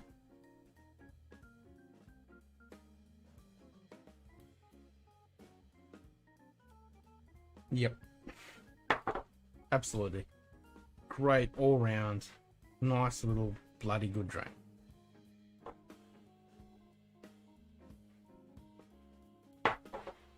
Jesus. All of a sudden I had 3 people watching and then it's gone down to 1, which is me. Probably just the algorithm going. I'm going to turn this fan off because it's annoying the shit out. I don't think it's that hot now. Ah, that's better. They're bloody noisy. So is everyone here or everyone is gone? I'll do a refresh and see if the algorithm comes back with something a bit more reliable than myself. No, it's just me. I'm here by myself. Okay. You're still there? Yeah, okay. So you're there and I'm here, but it's only showing 1 person watching. But I think Adam's gone. Never even asked his question.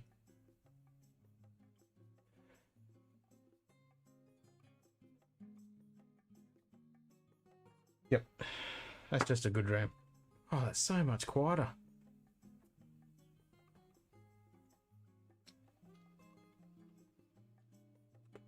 Oh, it went to 2 and that's back to 1 again. That's bizarre. Now, I was going to look at the temperature, wasn't I?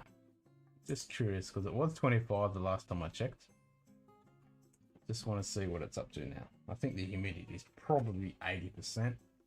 It's still 24.7, so 25 and now 77% humidity. Okay, so I'm thinking in probably about 5 minutes I'm going to go, yep, it's too bloody hot. Need to turn that fan on again. But we'll see how we go. I've still got the front door open and the window, this door open, so hopefully there's a bit of a breeze, but I can't feel any breeze. Ugh, stuff summer. Not a fan.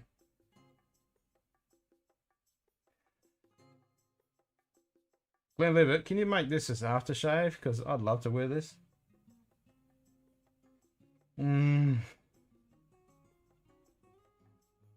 Wow. What's wow for? What, the shitty temperature and humidity I'm putting up with right now? Yeah, snow would be nice.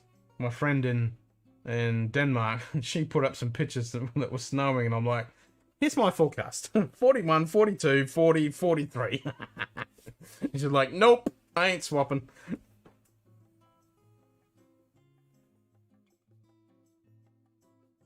Yep.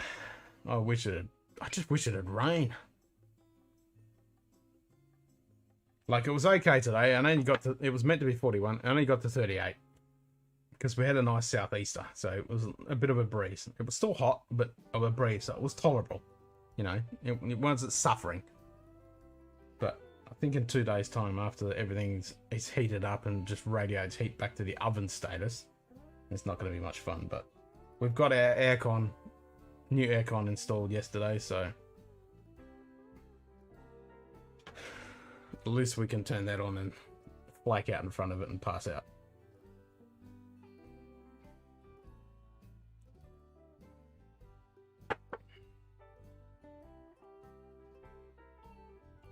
Yep. Clean leave at 18. Can't beat it. Okay, so Ben Rick has 1 chance to impress me. So this is going to be the peated cast strength at 56% OVV. This is your last chance, Ben Rick. If this is shit, I ain't going to be buying anything of yours in the very long, distant future. Because your curiosity expression is a bit meh. There's a lot better, slightly subtle, heated expressions that I can buy a lot cheaper, like an Oct 12. I'd definitely buy that over the Curiositas, and Ardmore Legacy, which is super cheap. I'd definitely buy that over the Ben Red Curiositas. Don't be getting me wrong, that is a nice subtle peat and everything, but there's no reason to buy it with those other two expressions, like just randomly on the top of my head.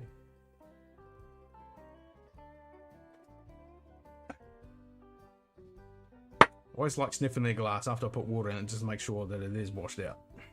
So here we go. Your last chance. Before I give you the big poo-poo thumbs up. Sorry, finger up. You suck. Distillery status. I'm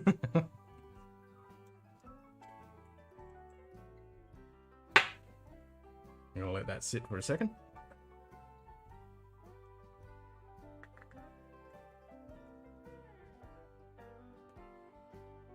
So it's been about 3 minutes.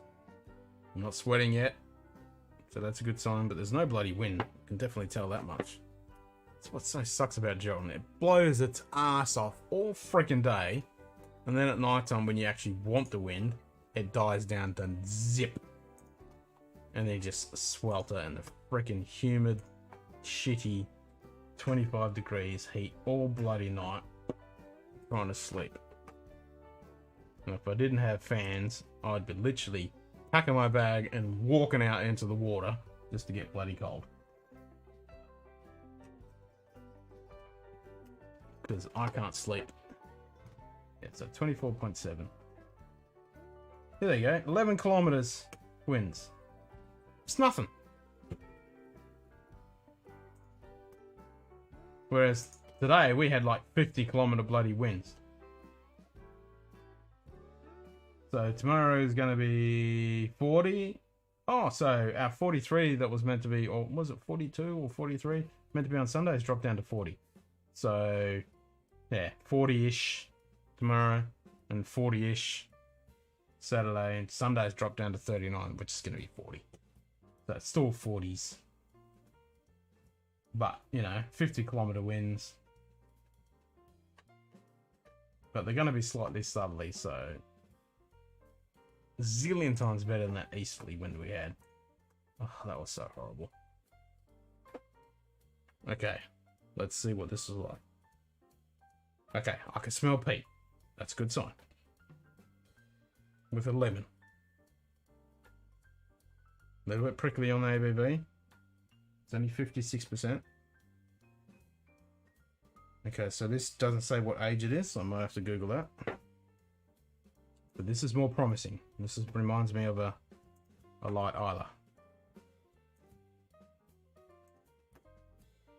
Hopefully it's not disappointing like that peaty tang from the Tumatul, which I really liked the name of and was quite excited. But as I said on my review of that, it's 40% ABV. If they crank that up to at least 46, I reckon that would be a lot better, because it was just so meh. Yeah, this is a lot better on the nose. It's like the Curiositas cranked up. Here we go.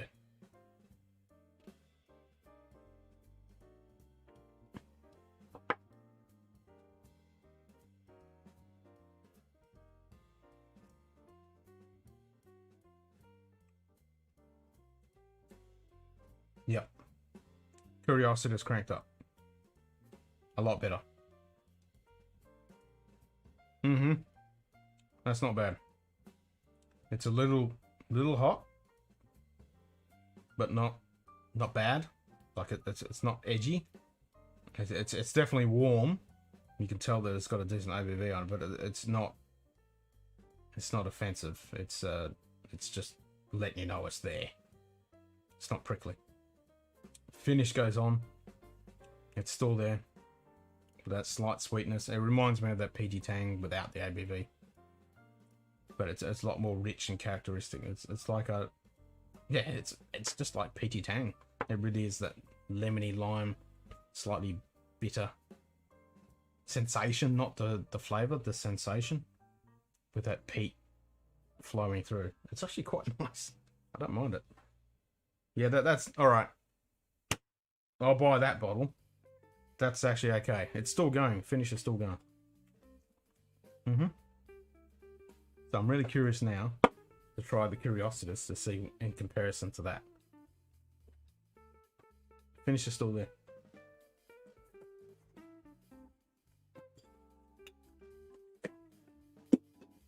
And we revisited this and we still thought it was pretty ordinary. It's a nice subtle heat, but yeah, there's nothing outstanding on it.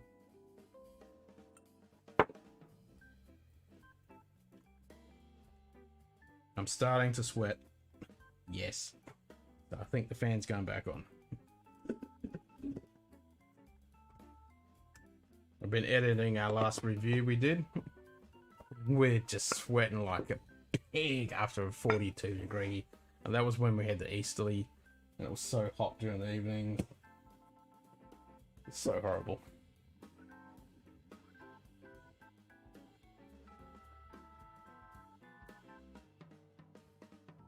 So this, you're going to shove your nose right in there. And this is only, what, 40... I can't even see it now. I think this is the low 40s. 46. Okay, so this is 46. So the cast strength is 56. So you got 10% more ABV.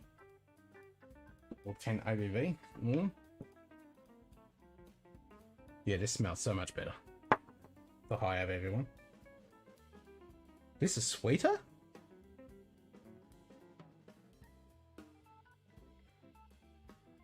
I think I remember on my original review, it was like, the peat's so subtle and in the distant.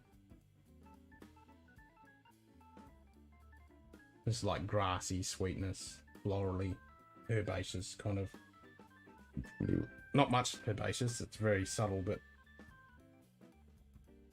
it's like a, you're out on a grassy mellow with a little bit of flowers randomly scattered, but not overpowering, with a smoky fire way over the hill somewhere. You can just see a little tiny hint of the smoke. And every now and then when the wind blows in the right direction, you just get that little whiff of it.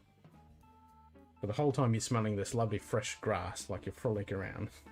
That's what this is.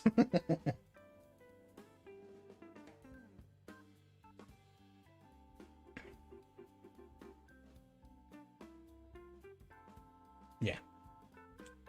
That's what that is. Real light, subtle. The peat's pretty much non-existent. It's just way over in the distance. Whereas this is, you've seen that little bit of smoke, and you've gone over to it and you've shoved your face in it. The fire's gone out, but it's there.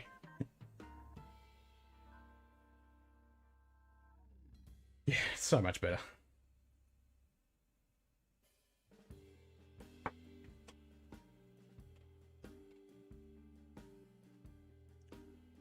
Yeah. Much better. Yep, you've walked up to the fire and you can see the fire. Like it's got, the fire's gone out and it's just a little bit of smoke just wafting up a little bit. It's still in the grassy mellow, but the smoke is a lot stronger with the mellow sweetness coming through, intermingled. Yep. So that and the 10-year-old. Okay, so you've redeemed yourself. So the cast strength peated and the 10-year-old normal, I would definitely buy. The cast strength normal Benriach, nah, that's just boring as batshit. I would never buy that. To even if you paid me, I wouldn't bother. The Curiositas is just a nice subtle with a little bit of heat. Like, and Carly didn't mind that one because the peat pretty much non-existent. She doesn't like peat. The Sherry Matured was so meh. You read the review of the description of it and you think it's going to be amazing. Oloroso, Sherry, Pedro, Menez, but it's so subtle and distant like the Curiositas. It's just pretty much non-existent. So, yeah, they're a mixed bag. 2 out of 3 is good. Yeah, I agree. So the straight 10-year-old, I know it's not that expensive. Actually, we should have a look. Benriach 10. I know it's not that bad. So yeah, if I was going to get a Benriach, I'd start with the 10. It's just a decent dram.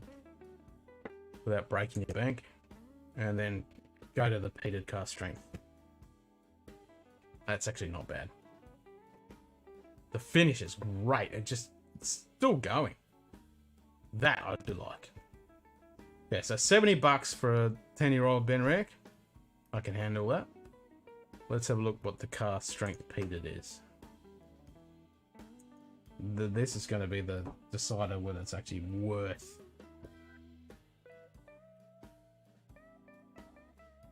So I've got batch 1. So there we go, batch 1. So there's a batch 2. So it'll be interesting to see compare the actual batches. So Nyx on batch 1, cast strength, $120 on Nyx. So you're gonna have to pay for the import duties and all that jazz. So you might as well say 150-ish. That's not too bad for a 60% ABV. Sorry, 56. Yeah. I mean, there's a lot better peated drams that I can buy for that, but I mean, Lafroig 10 is 110. But this is not the iodine because this is a Speyside, or is it a Highland? Good question. Speyside. It is Speyside. Yeah, I thought so. Yeah, no, Speyside is in Highlands, but yeah. So this gives you that really Speyside characteristic plus B, which is unique.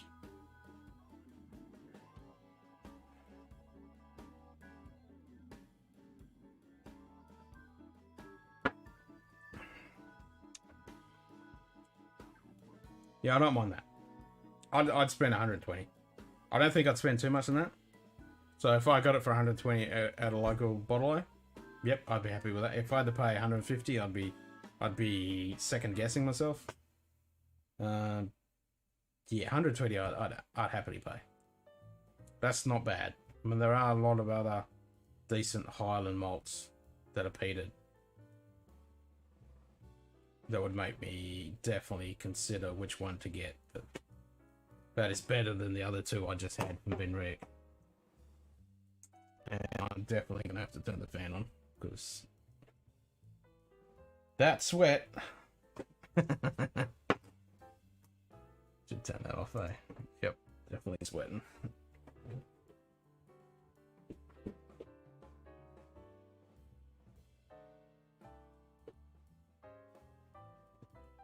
I'm just glad you guys can't hear it, even though it's bloody noisy. So this is the Benrick 10 Curiositas.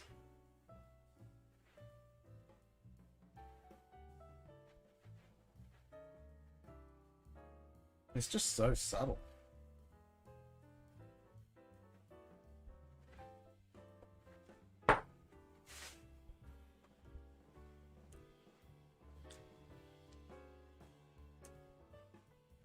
It's a great one if you just want that real subtle, distant hint of peat with a classic Speyside. But then if you want to step that peat up, the cast strength definitely just cranks it up. Like I said earlier, it's exactly the same, but cranked up to 11. Whereas this is like a 3 on the peat.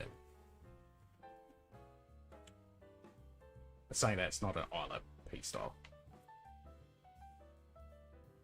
Yeah, they're both okay, depending on what you really want. Yeah. Okay. You've half redeemed yourself, Ben, right? I was gonna pretty much poo you and never buy a bottle from you ever again until you bought out something decent, unless it was an indie. But you've half redeemed yourself.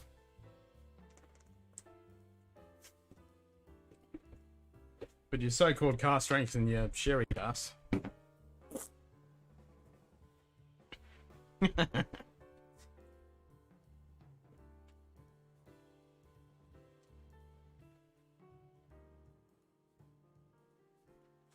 Okay, so what have I got left? So they're the Glen glasses, which I'm not going to touch now. What time is it? Actually, I don't have to get up to work stupid hour in the morning, but I need to be up at 9 o'clock for the Scotch for Dummies festival celebration YouTuber thingy. 1 o'clock. I want to watch that live. And I'd love to be alive for 5:45 AM in the morning for watch Akavite, but it's a bit crazy hour. So I've got 30, 33, and 29. So I know the 29 is the Glen Morangi Quinta Reuben, so that's a podcast. 14-year-old. Got the 30, which is the Inchiomen 2007 Whiskey Club Edition, which I have a bottle of that right there, which I do like. Then 33, which I still think is a Lord of Frog 10. Yes, is a Lord of Frog 10, which I've had many of those. So I'm thinking I'm going to have the number 30. I don't really feel like 14-year-old podcast. You still want the Glenfiddich 21 Winter Storm. Yeah. I don't know. I don't know if it's worth the money, to be honest with you. There's a lot of other bottles out there that I think I'd prefer over something like that. I think they're more gimmicky than anything else. If I got a chance to try it, I wouldn't go out specifically to try and buy it. There's a lot better stuff at that price point to buy. But if I get a chance to try it and thought it was okay, then I might buy a bottle. But I wouldn't buy one just on the hype of it. I mean, the packaging looks great, but yeah, see, that's the problem. You want it for the bottle, which I think is a bad thing. Because if they're just putting the marketing in, the bottle looks awesome, I must admit. But if I want an awesome bottle, I'll get a Hibiki Harmony. I mean, that is a freaking awesome bottle, and I can use that afterwards. But something like the Winter Storm bottle, you can't really use that unless you want to put water in it or whatever, because it's so well branded. Whereas if you take the label off the Hibiki Harmony, that's an awesome decanter with a cork, not a shitty glass topper. So,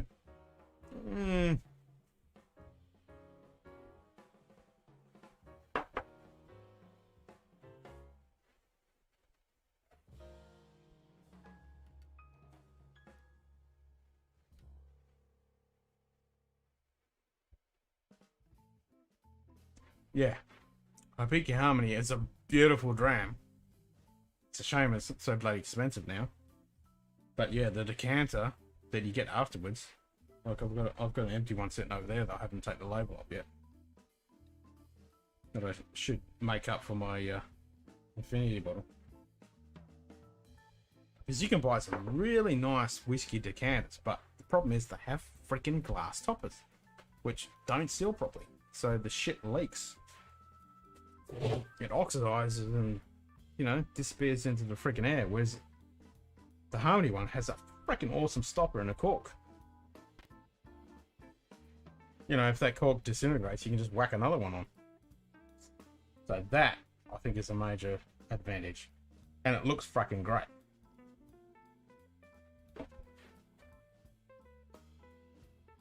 Yeah, the Winter Storm bottle looks good, but it's like the White Walker, you know, looks good, but the juice is, you're not buying it for the juice. Yeah, is that actually a cork stopper? Still need to get one of them.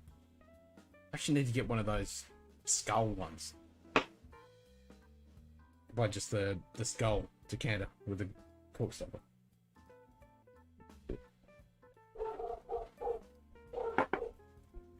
What's she barking at?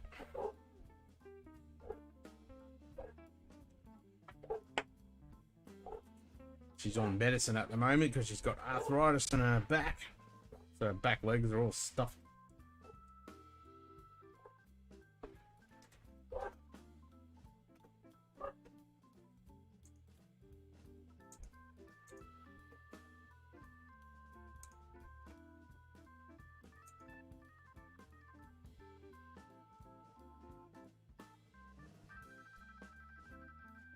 How much did that Straw Trooper one set you back? I'm gonna get one of those skull ones.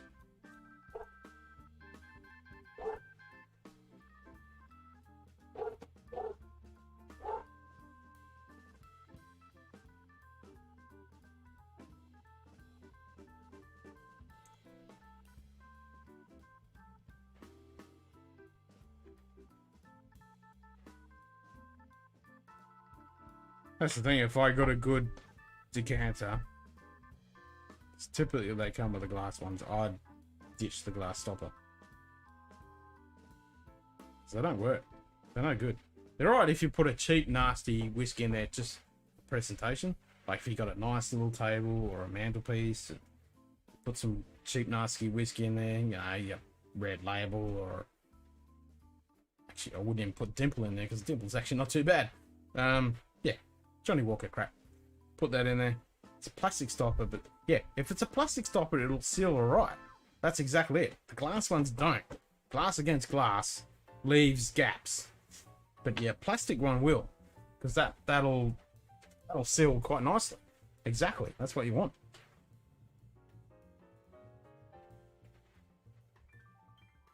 $75 for the glass. That's pretty damn bloody good. I didn't think it was that expensive. Yeah, that's it. I found that. I saw it, I should say. I didn't find it.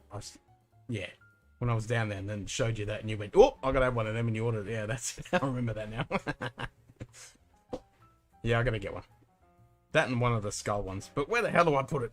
Got no freaking room.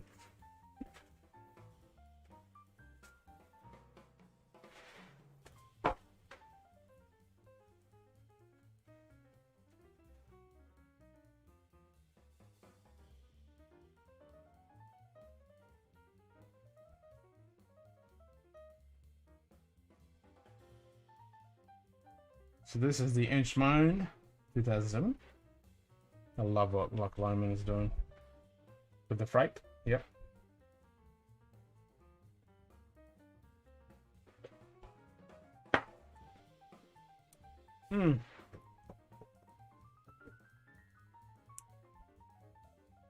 So the next one I'm going to need to get is an Inchmoran, which I think is the heavy peated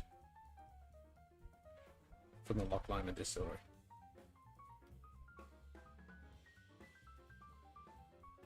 And I might get just a straight Loch Lomond 12.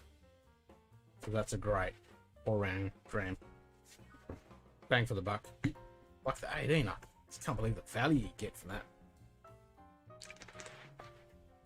That's why it was my number 2 whiskey of the year.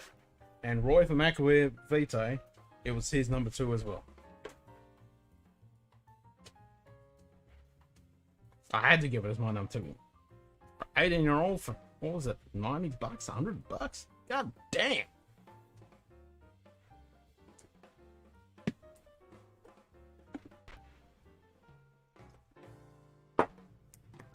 Because every time you have a sip of that dram, you get something different.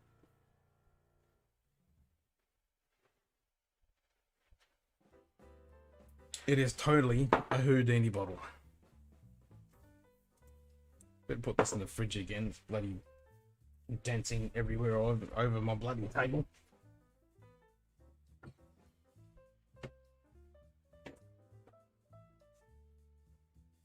At least I'm not sweating like a pig again.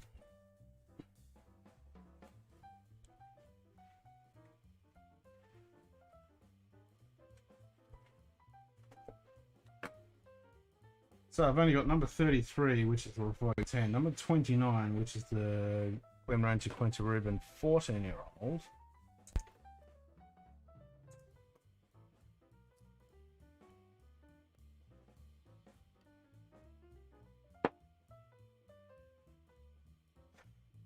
What do I feel like next?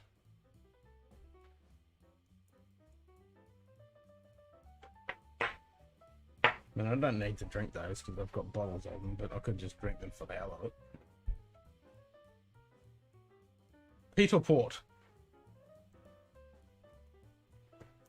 I haven't even cracked my 14-year-old yet. You haven't done that comparison review between the 12 and the 14. I did have another sample of the 14. I don't remember much of a distinction between the 12 and the 14.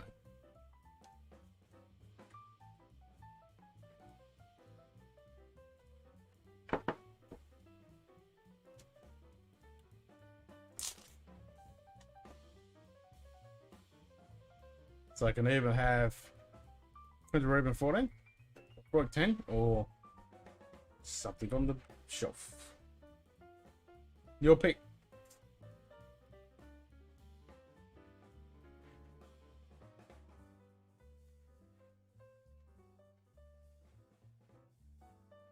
So I've had a few samples tonight.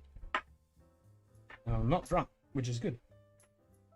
So I've had 1, 2, 3, 4, 5, 6, 7, 8, 9 drams from the samples.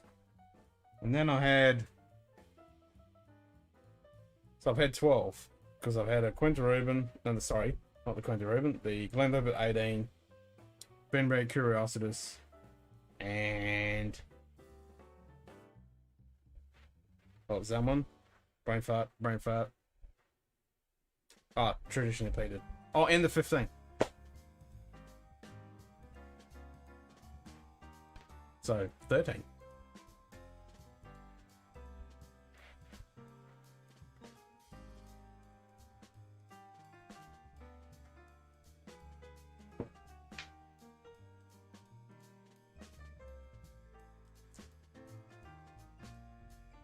And it's only 22:53, so it's almost 11 o'clock.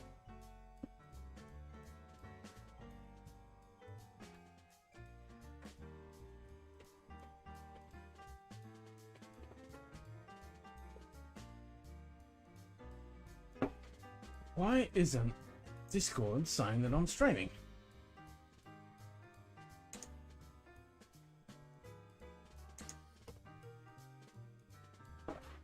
Just need to change channel and it says I'm streaming now.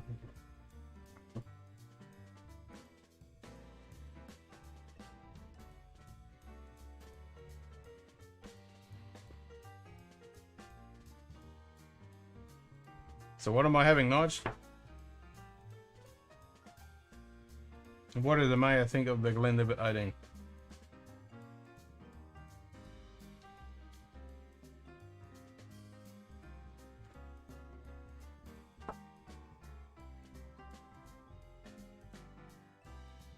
Ugh.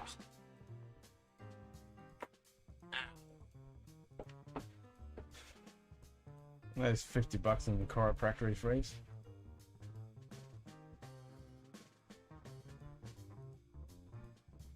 Damn. No wonder I was getting a headache. Like every vertebrae in my neck then just went.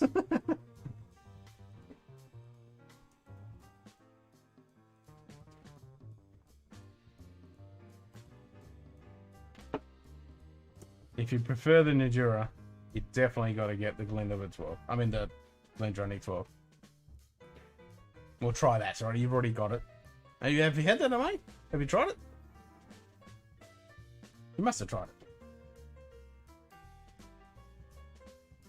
I like the 18. Probably because of nostalgic reasons, but it's still a good dram. Hell yeah. So what am I going to have next? Am I going to have one of these samples? So I've got the 14-year-old Quinta Rubin or the Frog 10 or something on the shelf. You got to pick for me, Nige.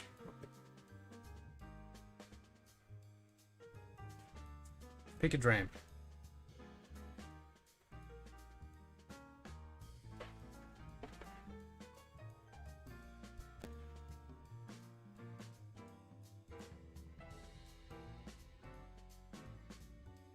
Aussie drams. I have 120 permanently on my must-have list. The Nadura or the Glendronach 12? Because the Glendronach 12 is definitely on my have-to-have on the shelf list.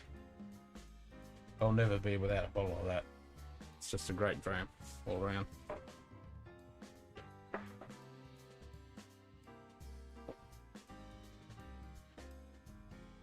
both. I don't blame you at all. That is definitely a very valid reason to have both. Yep.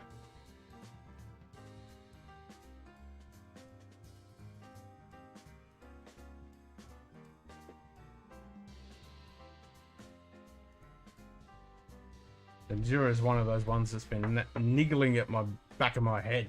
It's like, get a bottle of that, get a bottle of that. I just haven't got around to it.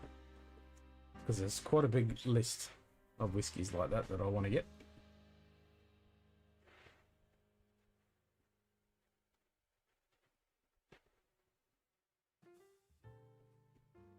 Come on, pick a dram.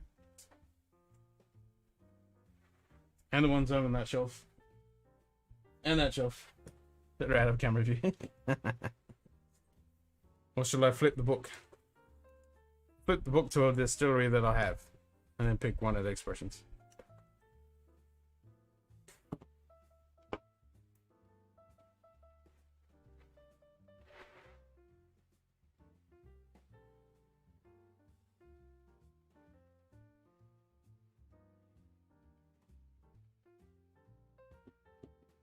It's kind of niggling at my mind.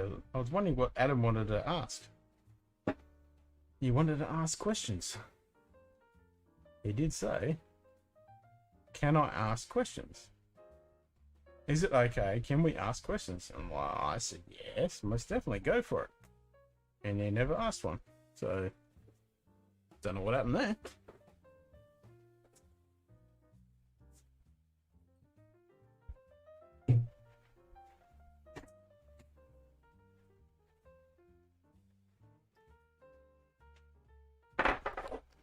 What is the fifth bottle to your left, second shelf from the top? Jesus, that sounds complicated. So, to your left or to my left?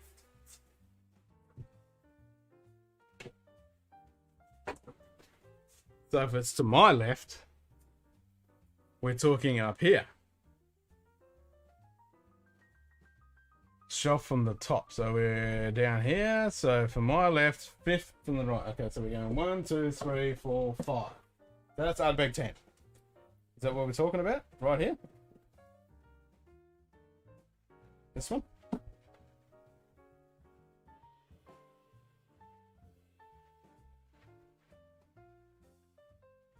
That's number 5 from the top to my left. And now we'll definitely never knock back an Ardbeg 10. Yeah. Hell yeah. Good choice.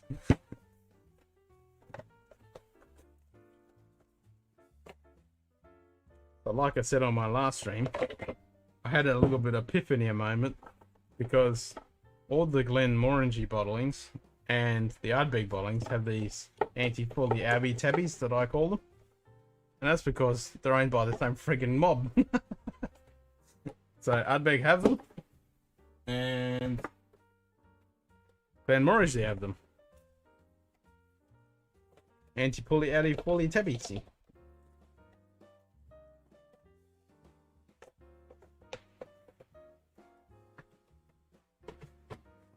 Actually, does the Eternal Cake have it? Yes, they all have them.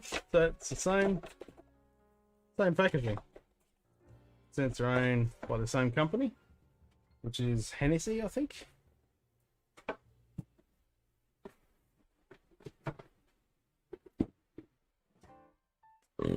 That's Squizzy.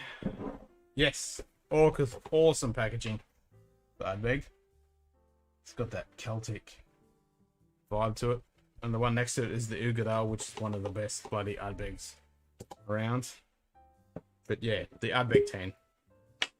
Absolutely delicious dram. One of the big three in South Isla, being Lafroig, Ardbeg, and Lagavulin.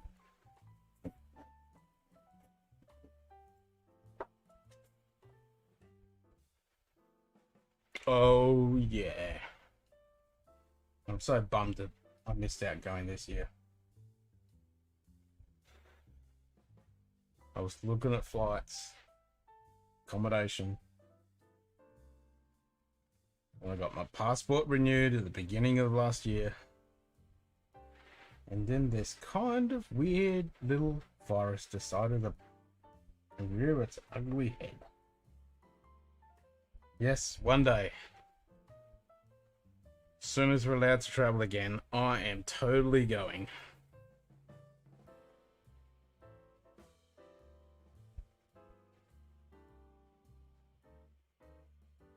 Oh, to be on the banks of Isla right now.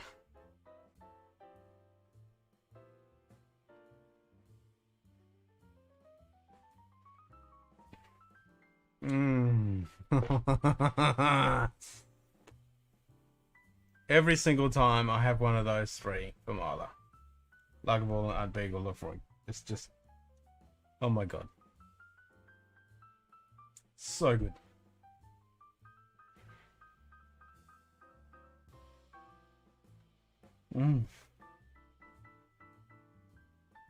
You can't bloody beat it.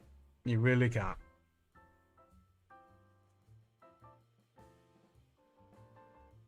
They are the staple diets. Ardbeg 10, Lefroy 10, Lagavulin 16. They are staple diets that will always be on my shelf. Always.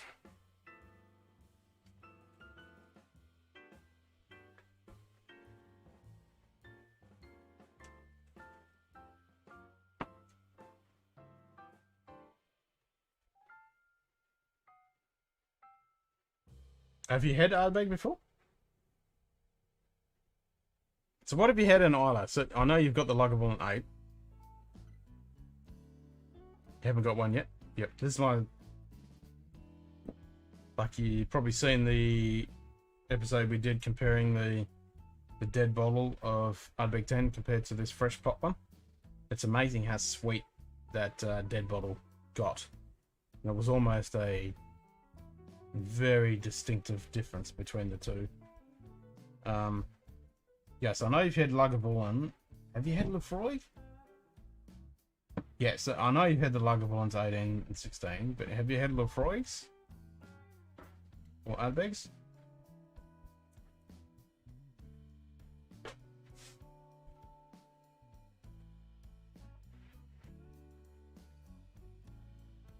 It's one of those ones that you really need to, it's almost like if you haven't had Lefroy and Ardbeg, but you've had Lagavulins. Oh, yeah. That's a fucking good one. So yeah, you definitely have to try this as well. Yeah, quarter cask is great. I killed my bottle of quarter cask with the old packaging quite quickly. I need to get another bottle of that. And I'm itching to have some Lagavulin, Lefroy 10 cask strength. And the Cartridge releases. I want some of those. I love the PS cask and Law. But yeah, the cask strength 10, I'm itching to get my hands on some of that. Don't care which batch, just give me one of them.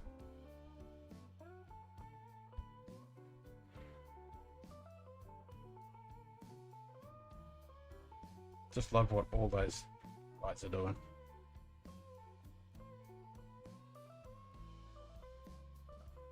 So good.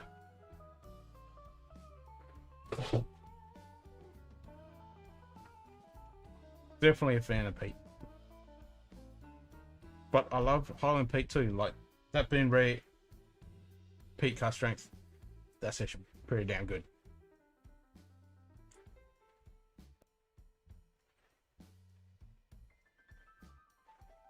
And some of the other slightly subtle peat finishes, like the Glendronach traditionally peated, Anok,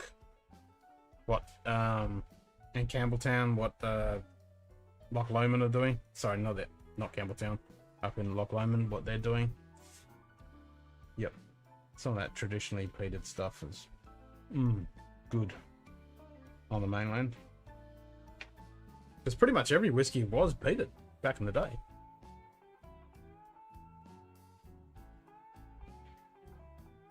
But yeah, definitely Ilo's unique, very unique.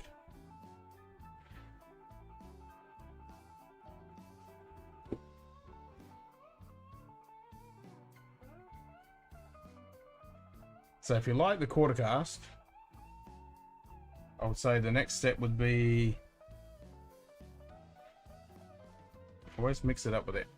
Is it Alcatotion triple wood?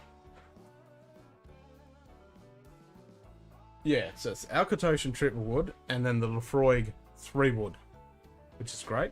I like that one. And then the Lefroy Law. It's about $200 a bottle, but oh my god.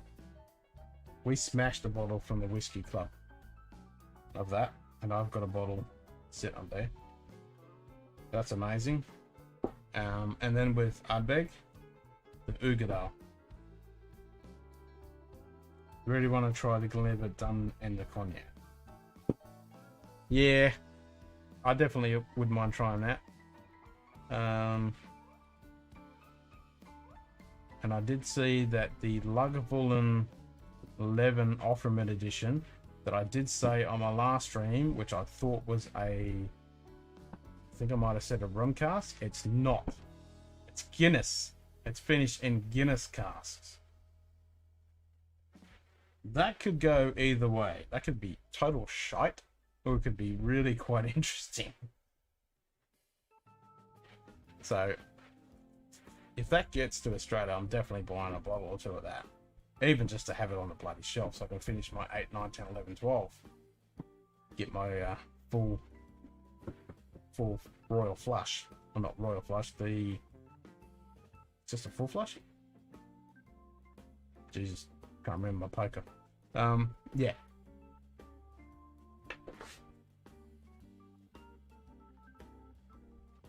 Yeah, I'm itching to get some good cognac, like we said earlier, we were talking about before. Want to get some good cognac. And I watched the thing yesterday about Armagnac. It was interesting because it was one of those bar guys that do cocktails, and he was talking about brandies and cognacs and Armagnacs. And I didn't actually know that cognac is like pot stilled, but the Armagnac is column stilled. Chat on? Cool, man. Nice sweat.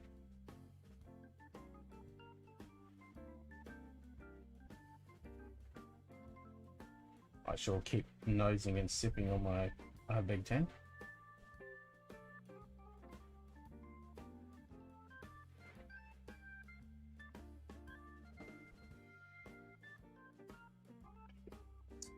So I've only got 6 samples left out of the 42 different samples I've had.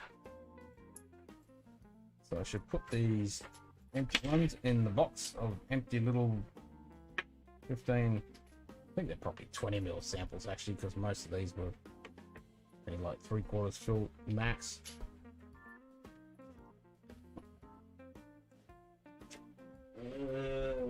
Box down there. So grab it.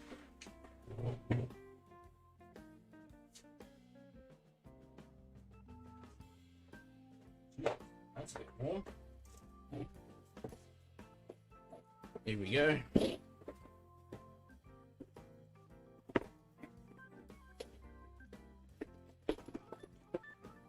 Shitload of sample bottles.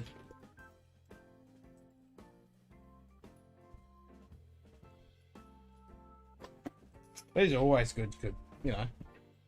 I'll wash them out. I mean, I bought, can't remember how many I bought now. I've got a whole box down there of, I think they're 50 ml sample bottles. Bought from somewhere. So yeah, there's a whole stack of sample bottles in there.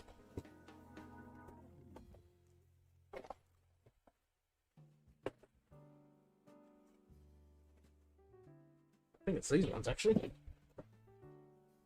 Yeah, there we go. So I got a whole pot of sample bottles and lids, and these are the sealable, lockable lids.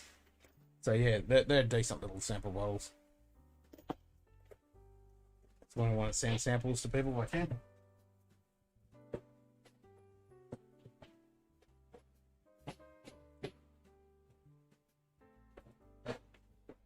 Always good to have. I need some Wasser.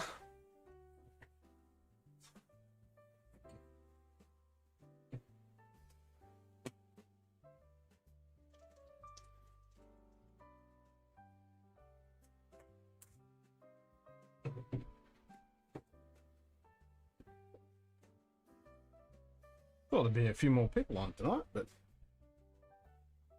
they must be doing other stuff.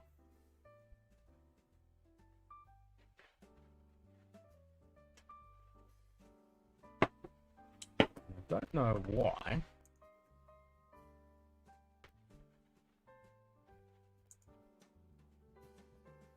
For some reason, it doesn't show that I'm actually streaming on Discord, even though I am.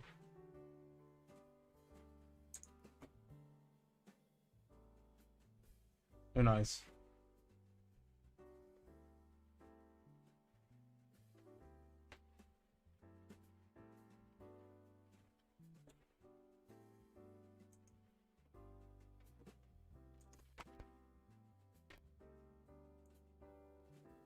It's Thursday night, isn't it?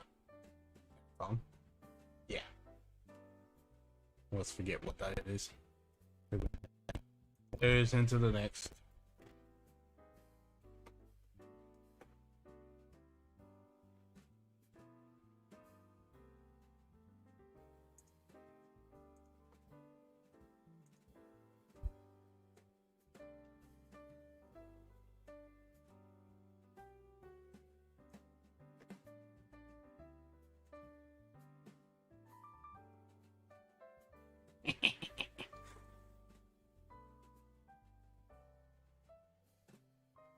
Dead on Discord, so I just put a thing up.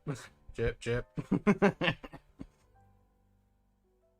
Oh, Zach, I got his attention.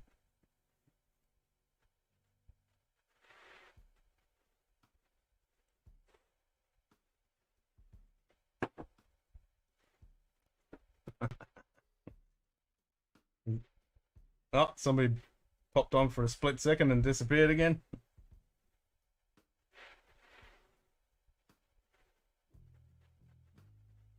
Oh, maybe they're back. Hello, viewer. Say hello.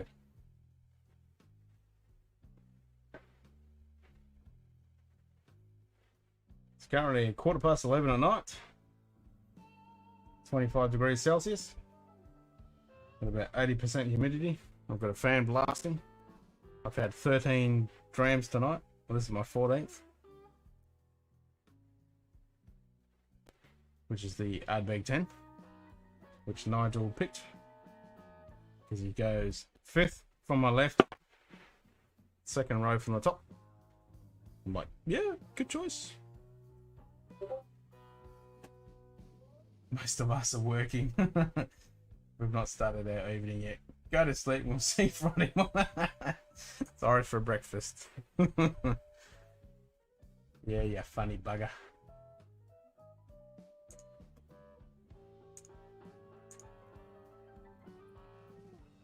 Yep.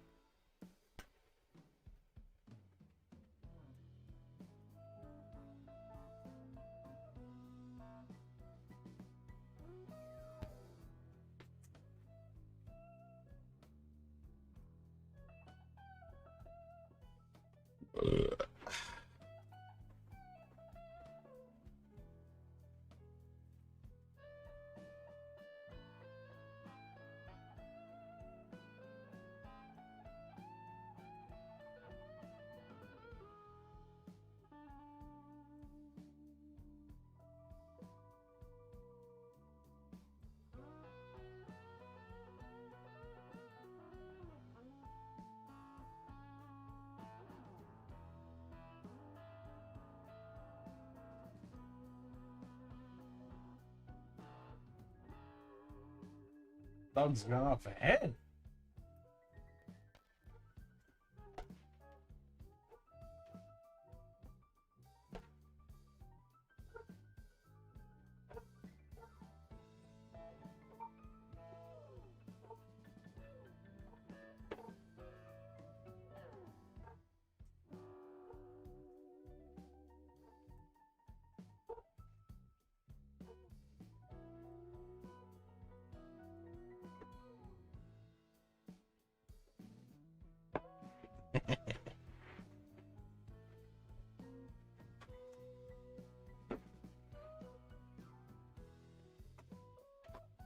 That's a lot of ahs.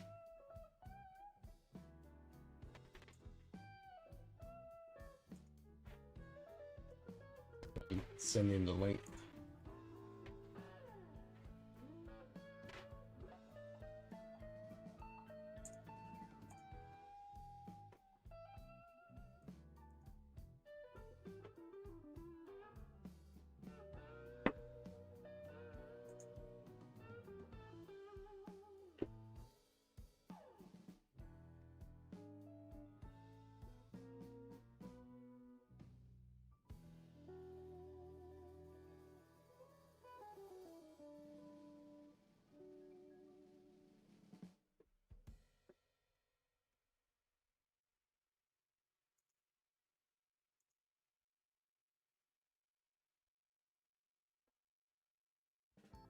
Did my lights just shit themselves?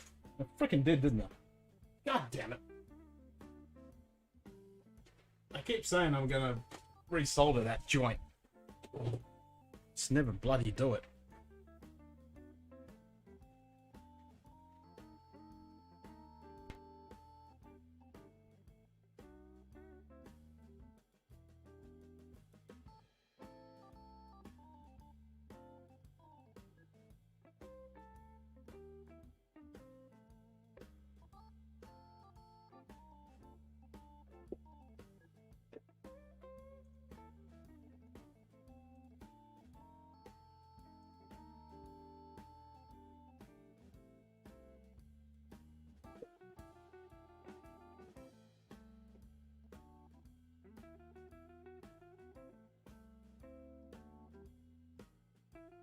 Discord on my phone, logged in on the web this week, and well, my work suffered.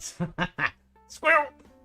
There's something way more interesting on Discord. Scotch is always more interesting than work, but without work, there is no Scotch. Yep, that is so true.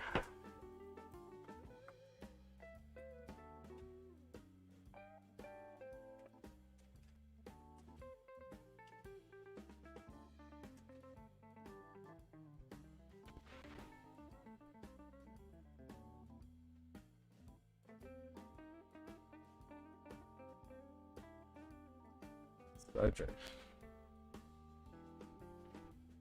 G'day, Edward. How you going, mate?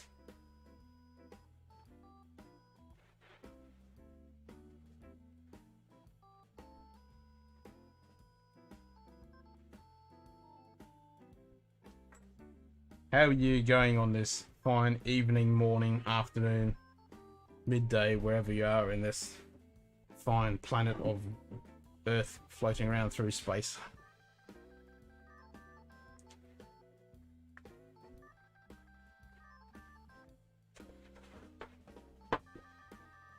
So I'm up to my 14th dram I've had tonight. So I've been through my rest of my collection of 42 different samples of whiskey. And I've only got 6 left. So these are the Glen glasses. And then I've got a Coney Raven 14, which I've got a bottle behind there, and Lefroy 10, of course. So I'm going to save the Glen glasses till a fresh palate.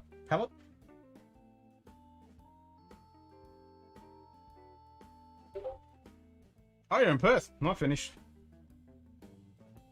I'm only 400 k's above you.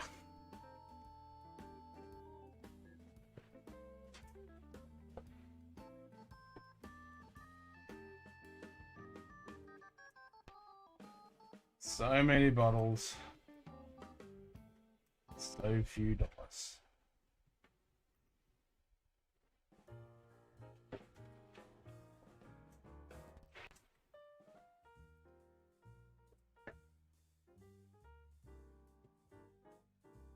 So, late shift. So, what do you do for a crust? Welcome back, Nige.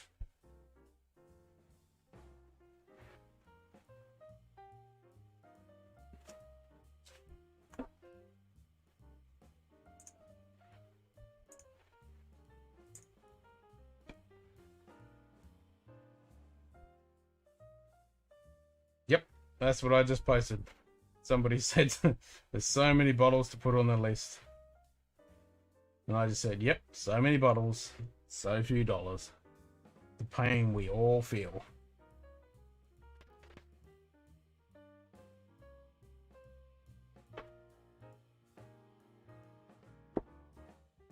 Asaya.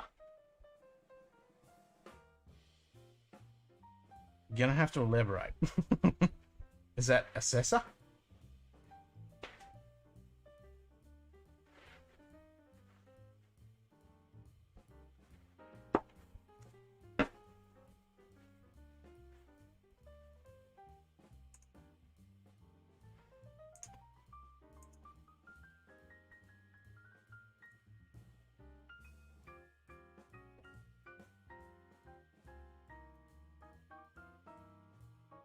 We shall stop when we are pushing daisies.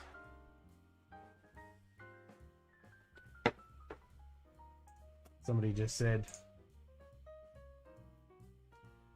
loves our reviews, keep doing it. I said, yep, we'll stop when we are pushing daisies.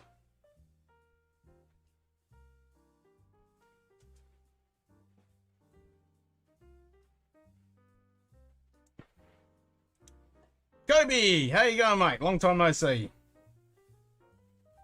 Hope you had a good festive season.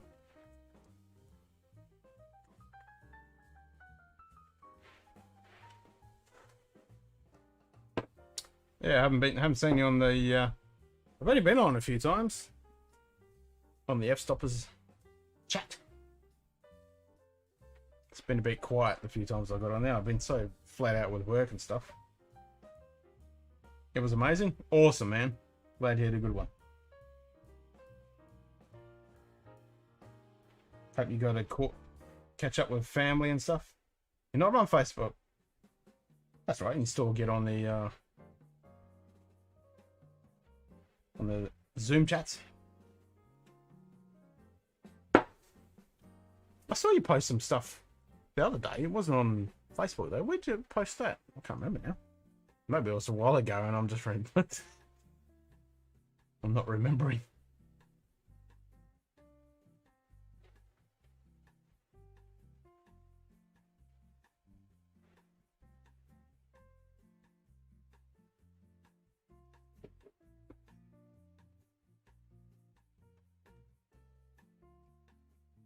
I can't stop nosing this bloody Ardbeg. Oh, it's so good.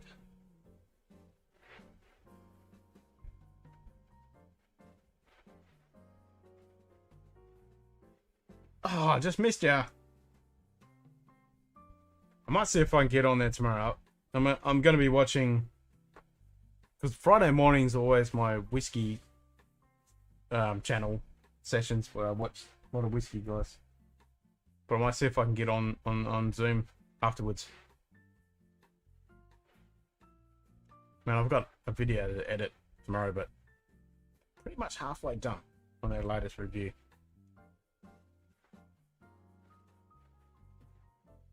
So I haven't got too much to go on that.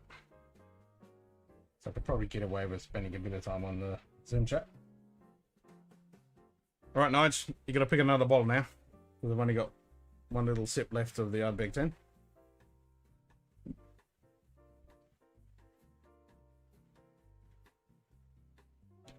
Were we?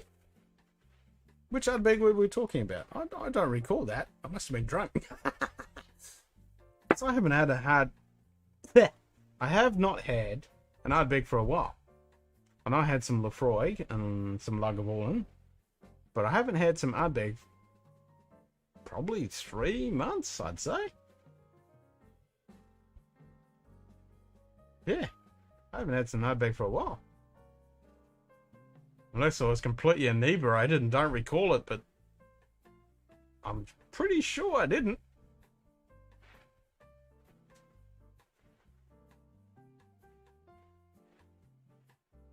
You have to remind me which Ardbeg. Maybe we're just talking about Ardbeg, yeah.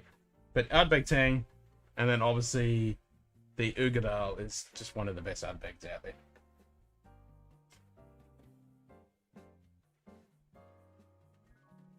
Have a look, Freud. Okay, so which one are we going to have? Well, I've got the 10 sample, so I need to get rid of this, so we'll smash that, eh? I think that's number 33. Yep. Number 33 with Freud 10. So we'll smash that, and I might have some PX. Or maybe some Law.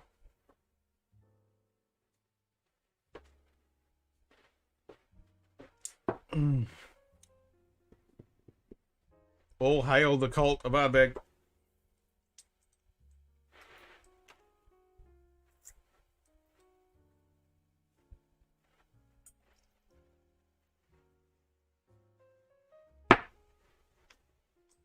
Freud 10.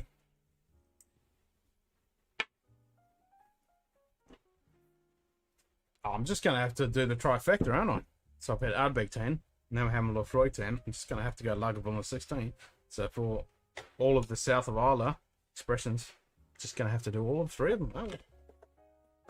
We were chatting about heated malts, and I mentioned Ardbeg 10 pips that lager for me. Okay, so the lager... Ardbeg 10 is better than the lager for you. Actually, I remember that. Yeah, you said you liked the Lefroy, the Lagavulin 16, but the Ardbeg is better. If I remember correctly. Yes, I recall that.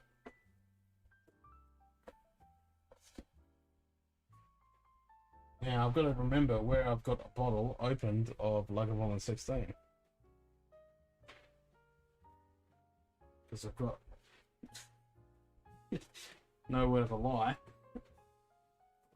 9 bottles of Lagavulin 16.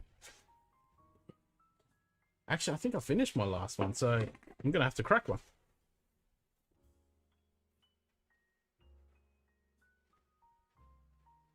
Yeah. Got 7 bottles sitting, 8 bottles sitting down there. I think I polished off my last one. If I remember correctly. Also could have some Lagavulin and Oban 14 and Telescope Chocolate.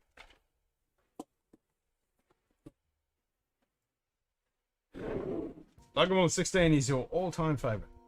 Yep.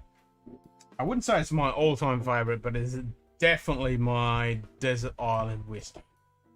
And I've said that many a time on reviews and chats, live streams. This is definitely my desert island whiskey.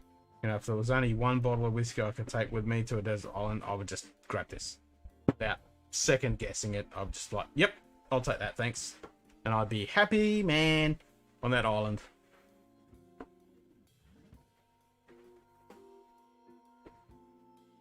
Lefroy.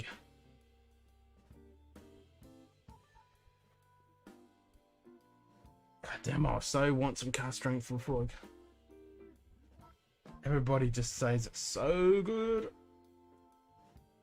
But it's so hard to get in Australia. I was watching Whiskey in the Six with his mate doing the podcast. Sippers something or other club. Had a brain fart right then. Sipper Social. And they both were having one of the batches of the Lefroy 10 while they were talking about all their crappy comments that they've had on their videos.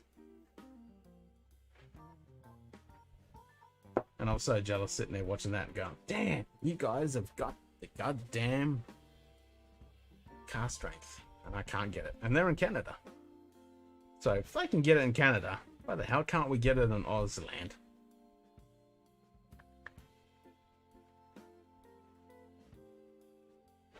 I just never see it. I never see it around. And the problem is, if you can't see it in an Australia distributor, importing it in, you just get shafted over the barrel big time with bloody endpoint tax, capital gain tax, or not capital gains, but bloody alcohol tax, GST, and then import duties, just everything. They just slam it away, and it ends up double the price of a bottle. You just get totally bastard. Tried the illicit still. Nice drop on special BWS 49 on chip. Yep, I got 2 bottles. Yeah, it's a great dram. I got to, I heard about it, and I went into one of my local bottle shops, and actually the ambassador for Glenlivet was there. Sorry, and she was handing out samples. So me and my missus, we both had a sample. I bought a bottle the next week when it came out on the shelf, and then a week later, she went and bought a bottle. So yeah, we got 2 bottles, and yeah, it's bloody good. And they're going to be releasing just before Christmas. They're going to be releasing a special edition similar to this. So I don't know what they're going to be bringing out, but yeah, they're going to be bringing out special edition bottles just before Christmas every year. So it'll be really interesting to see what they bring out, because yeah, I'm quite partial to this. And I know Nigel tried to get it and he couldn't get it, so he got the Nadaro, which he's quite happy with. But yeah, this is definitely one that I'm happy to have 2 bottles of on my shelf, because it's only a very limited release. But it's on special on BWS at the moment. That's pretty good. Yeah, so I got a bottle from Celebrations and then a BWS.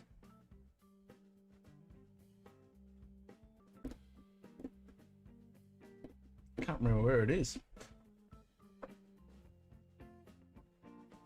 I don't want to have to go through the 8 bottles that are down here. I think these are the older ones, so I might just pop them and see if one of these is open. Nope, that one's not open.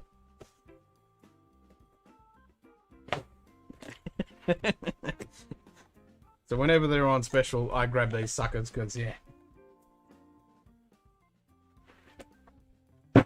you can't not have enough. Yep, these are all, and I've got like 5 bottles of dead ones over there. I think these are all the fresh ones that I bought just recently. Oh, here we go. Here's a receipt. That's when I bought 4 bottles at once. Yep. When they're on special, I bloody grab them. So that's all those ones. I'll double check just to make sure. I think I smashed my last bottle.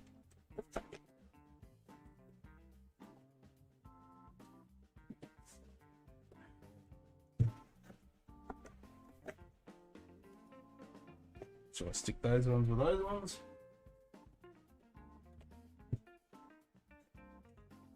Yep, these are all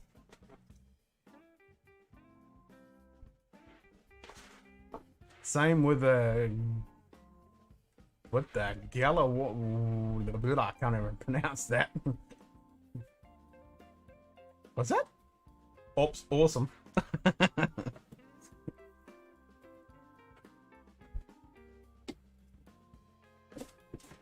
Yeah, so I've got these 8, and then I've got this one up here is one of the original ones with the store that got the red tags on it.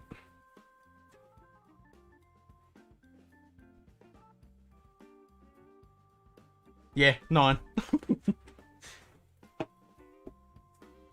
Yes, I'm definitely keen to see what Glenlivet's going to bring out. I've got over there, I've got the original Glenlivet 12 before they discontinued it. And then when they brought it out in the grey box, still with the paper wrapping. And then I've got the recent one with the new packaging. Glenlivet 12 was my first real whiskey love. Like, I was drinking Glenfiddich 12, but then I tried the Glenlivet and went, damn, this is what whiskey's about, is it? And then my journey started from there.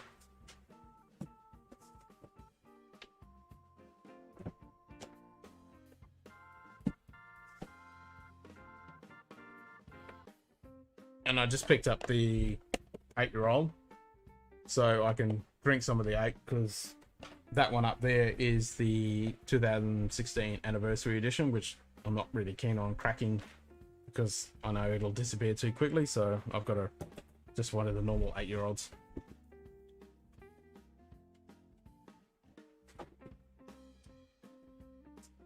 So I must have smashed my last bottle of Lagavulin 16. I thought it was bloody like 3/4 full. Obviously not. Unless it's somewhere else.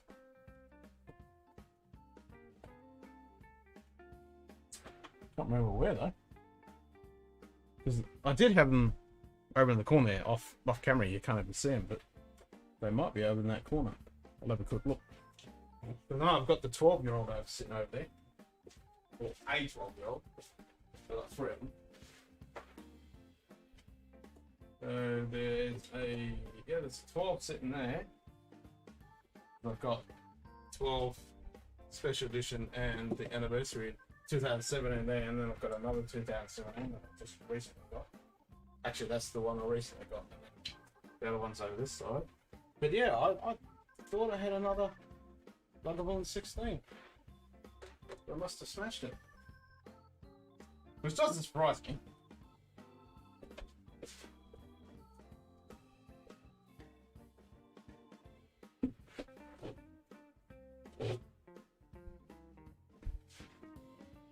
You're still not liking the Lag 18. 8, sorry. Really? It's fine.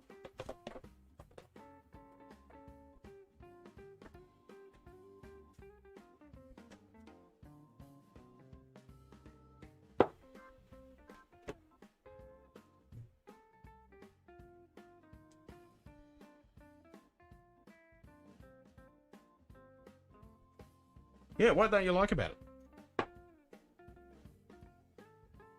Man, I must admit, I haven't really explored the 8 much.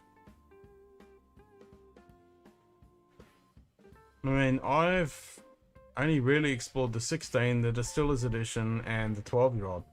The 8-year-old, I've only had little tickles of it. I haven't really smashed it, because I was really not that keen on opening that 2016, the 200th anniversary edition one, because I didn't really want to go through that and not have any more. But now they've brought out the 8 consistently, I'm happy to smash it. But yeah, it's almost below the neck. Okay, so I wouldn't give you final verdict until it's halfway down the bottle. That's my kind of rule of thumb. If you're, if you're halfway down the bottle and you're still not liking it, then yeah, it's pretty much garbage for you. But if you're only at the shoulder or below the shoulder just a little bit, I reckon, and that's what happened with me with the Glendronach Traditionally Peated. When it was below the shoulder, I was still like, man, this is garbage. I'm really disappointed. But now I'm fully in love with it. Now it's got, 2/3 of the way down the bottle. Yeah, totally. Wait and see. And that's it. It just could be too young. It hasn't got that traditional Lagavulin characteristic. Could be just too young, which is perfectly fine. I mean, I can't really judge either way because I haven't really had that much of it. So that's why I was keen to get that bottle that I only picked up like a week and a half ago to see what it's like, because I haven't really tried it myself that much. So I might not be a fan of it at all, which is very possible. So I might just have to crack it in a minute, won't I? After I finish my Lefroy 10.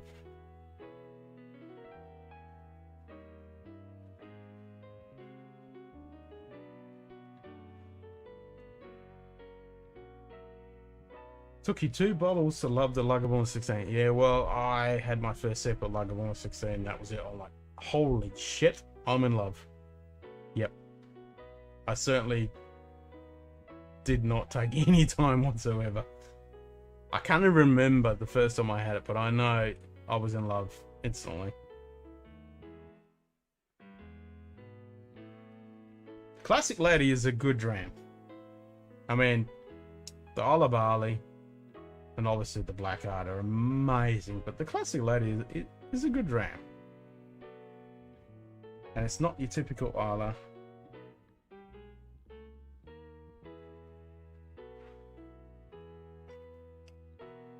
I like what Lady's actually doing. Yeah, totally. And so many people I've spoken to that their first experience are like a really good whiskey, having Lagavulin 16, they just fell in love. And I can totally understand why. I mean, this stuff is just so good. Every time I have that sip, after a while, not having it, and you just have that first sniff and a taste of Lager 16, he's like, oh my god, this is so good. It is literally the grandfather of Islay whiskey. I can't wait to go there. I really can't wait.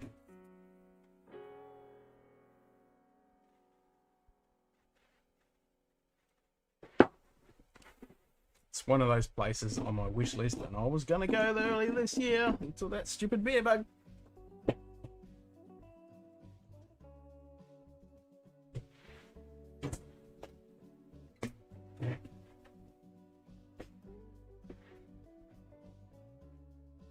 Two bottles in the one night. Damn! How do you taste anything after 2 bottles of it? I'd be frigging off my face. I mean, I've gone through 3/4 of a bottle of Lagavulin 16 with a friend. We were sitting out having the fire and sitting around and having a few drams, and put the bottle in at the end of the night, and 3/4 of it was gone. That's easy to do.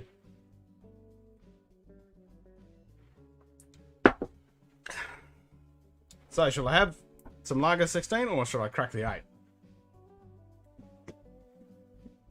I'm curious to try the 8 now. Because, as I said, I haven't really had much of the 8. I've not had a bottle to explore. I've only had little samples a couple times, and I don't remember bugger all of it. So I might have to crack a 8, I think.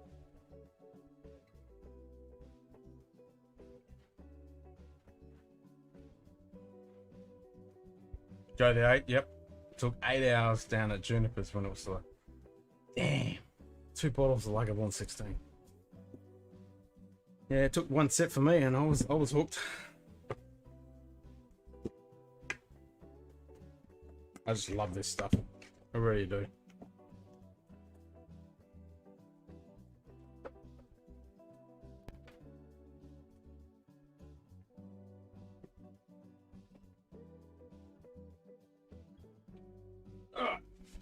Let's crack the 8.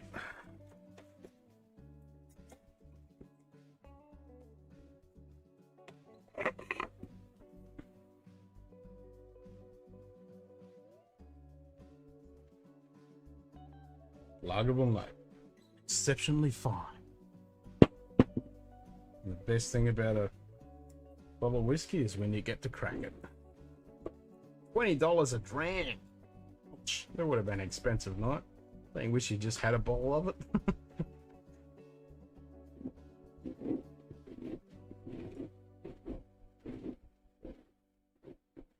I'm glad I put that fan on because I'm still sweating. Freaking humid. What's it in Perth, Edward?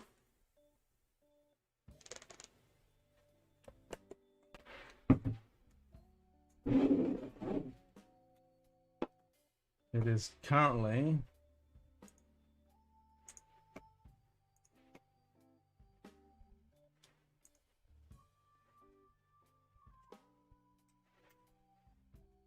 in Derogero, 23.5 at 81% humidity. Got a bottle the following week. I think that's pretty much what I did. I tasted it and went, oh, I gotta have me some of that, and put a bottle, and I've been hooked ever since. Yeah, so 23.5 C, 81% humidity. That. Not much. Warmish, but okay, yeah. I mean, it's below 25, so I can sleep in that. But yeah, it's freaking humid.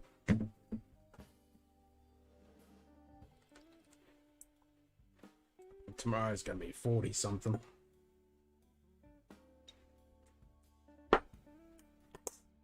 So, going back to your job. Not the most expensive night at Juniper's. Nigel's down in Albany, my hometown.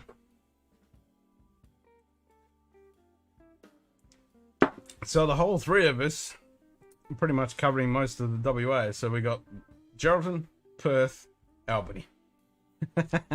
So we're all 400 k's within each. Well, I'm 800 k's from Albany. So let's crack the 8. Ooh. Good squeak. Bad pop. Oh god, I love the sound of the first pour. Glug, glug, glug, glug, glug, glug.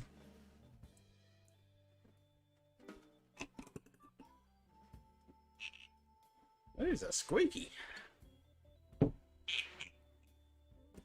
Actually, Lagavulins are always squeaky. Which is good. It means it sells well.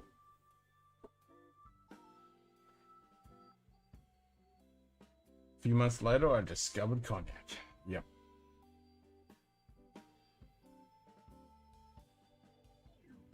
Yeah, this is Lagavulin $16 back on the nose.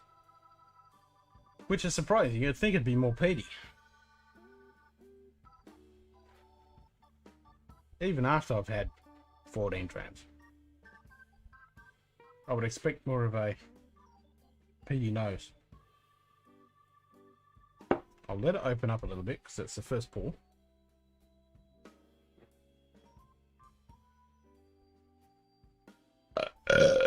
Miss Squizzy. Yeah, I'm definitely keen to get a good bottle of cognac.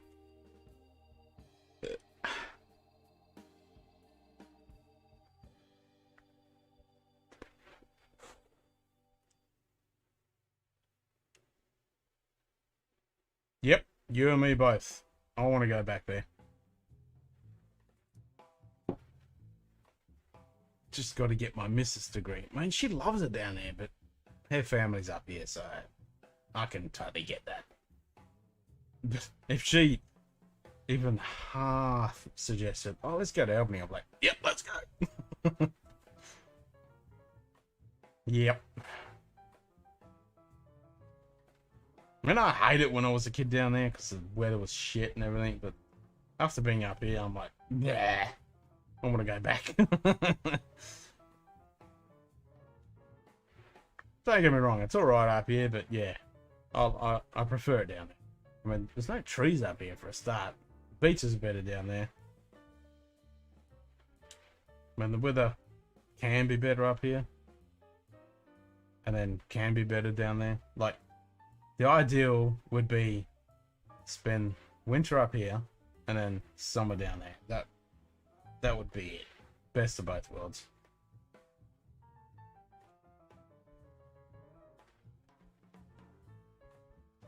So you're down at 17 degrees. See, at the moment, your day temperature doesn't even get up to our bloody night temperature. That kills me. So what's your day temperature tomorrow? Because I'm just below, what did I say? 23 and a half or something? 24 and a half? You're not even going to get that during the bloody day.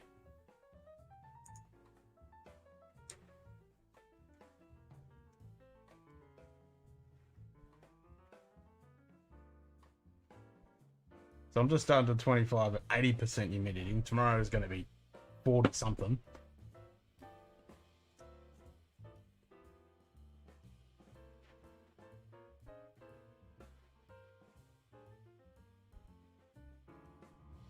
And got freaking Lime Burners Distillery. As soon as I left Albany, Lime Burners Distillery was established. I'm like, typical. Yeah, 19 tomorrow. I'm not even going to get that tonight. I'll be like 23 will be the minimum I'll get to tonight. It's always weird weather. What do you mean? It's always weird weather. God damn it. Yeah, freaking Lime Burners. As soon as I left Albany, Lime Burners was established. They are knocking it out of the park down there. I know, totally. Totally, I'd live there. In Lime Burners.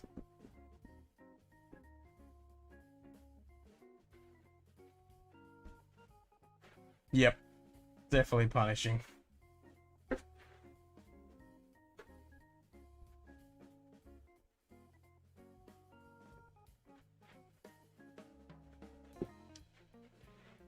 I mean, what Lime Burners is doing?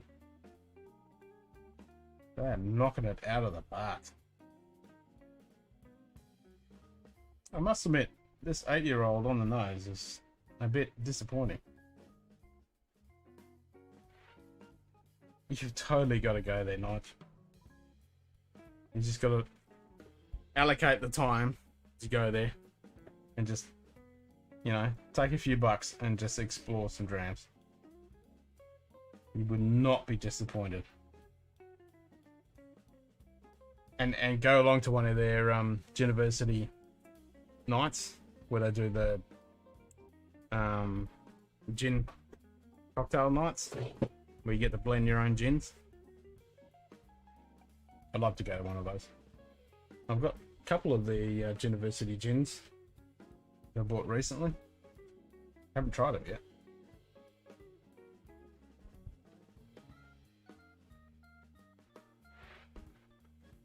Yeah, this is a bit meh on the nose.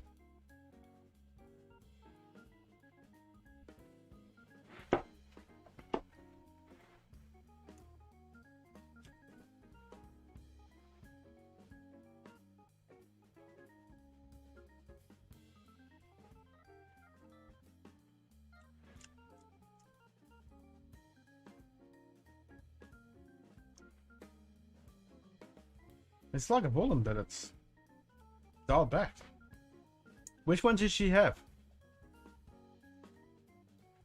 So was that the blend one, or was it Tiger Snake? Because they got the Dew Guide, which is the blend, which is only just released out, only just released. But their Tiger Snake is their actual bourbon style, which I've had that straight out of the cask, which was quite tasty.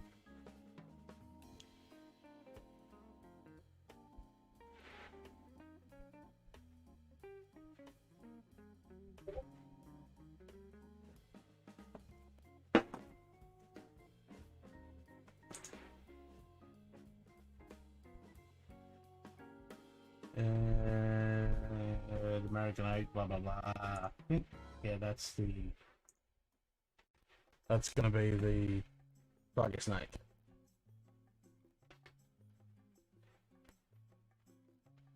Oh, just American Oak. Oh, you mean the American Oak Lime Burners? Ah, okay. Yeah, the gins are great. Everything they do is bloody great. So that's the American Oak, which is, yeah, I've got one in there. Oh, so it's not the American style bourbon, which is the Tiger Snake. So it's the American Oak. Yep. Yeah, I haven't tried their Dew Guide yet, which is their cheap blend. And it's sub $100. So with the gins, I've got one of the London style, and the other one I got, which is the pink one. So I've got the London Dry and the pink gin, which I haven't cracked yet.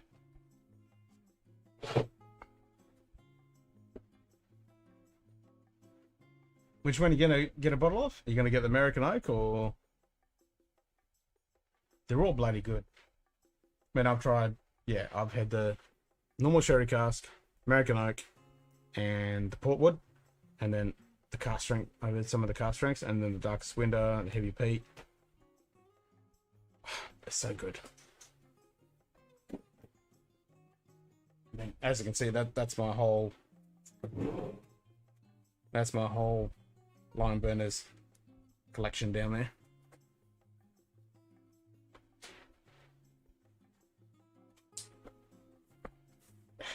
Lime Burners represent. Yep, the American Oak. Yep. Just the normal one, not the cask strength. Yeah, that's the 43%. That's the normal one. Yep. Got some of that. Right.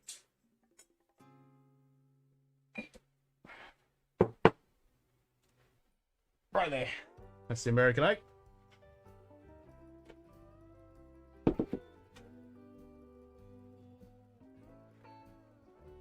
Yeah, it's good stuff.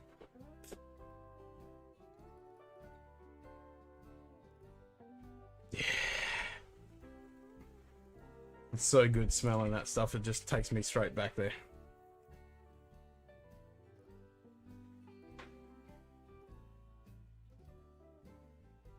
Yeah, you and Amaya seriously need to go there. Just allocate some time. Just block out a block of time and say, that's when we're going there. And just, you know, take a few dollars and just sit down at the bar. You know, and then just get Kerry to pick you up afterwards. or Fred. Yeah, you definitely need to go there and just try a whole bunch of their stuff. You would not be disappointed.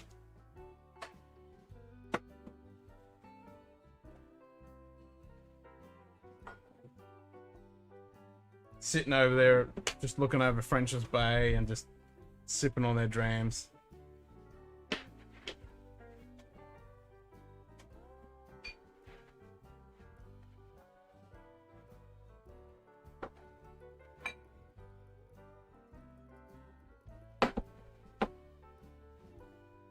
Not recommended enough.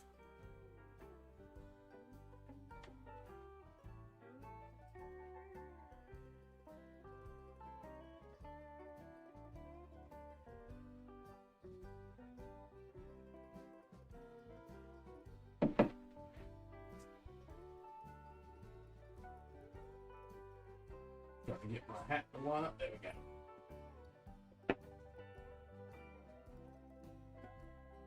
Yeah, we totally need to get back down there. So when Scotty and Q-Ball can organise time to get off, and then we'll go down there and do some more episodes down there. I've only had a couple of Starwoods. I mean, with the Single Malt Whiskey Club and the Normal Whiskey Club, they've been pumping out a lot of Aussie whiskies recently, but I've just been pretty much skipping on them because I just want to explore Scotch at the moment. But yeah, what I have tried, they've been good. But I'm kind of a little bit biased. If I want to have an Aussie whiskey, I'll just go straight to Lime Burners. I mean, obviously, because that's where I'm from and everything, but it is a Lagavulin 16 you can't beat. I'm thinking with you, Nige. Just 8 is a bit meh. Like, you would expect the 8-year-old being a younger cast to be more peaty and more punchy, but I mean, what's ABV on it? I mean, 43 for the 16. This is 48. So 48%, you'd expect to have a bit more punch, and being younger, it'd be more peaty, but I mean, I might be a little bit dulled with my palate, having 15 odd different bloody drams tonight so far, but I mean, that nose would definitely kick you. I don't know how many drams you had, but this is very subtle.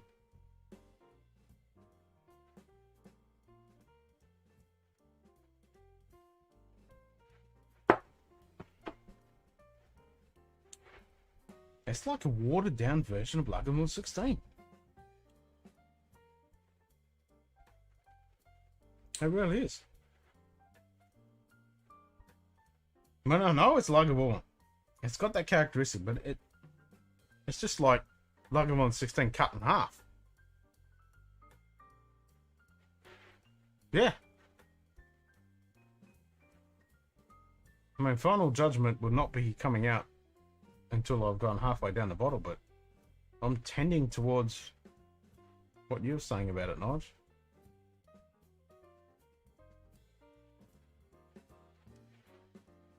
Yeah, 16 is just great. And the 12 cast strength.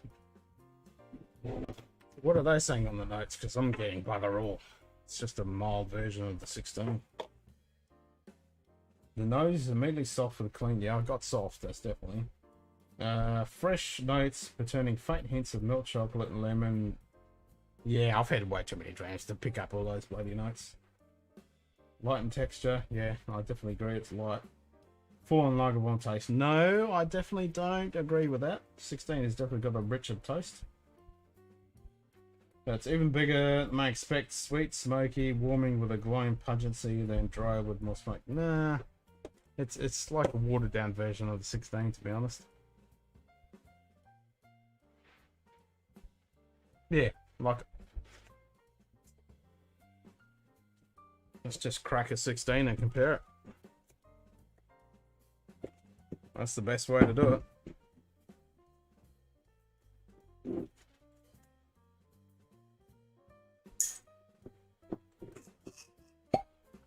Yeah, even the pop was better.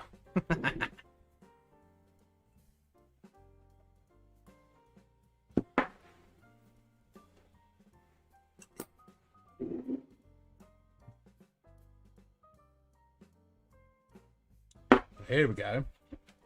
Let's get some real science happening.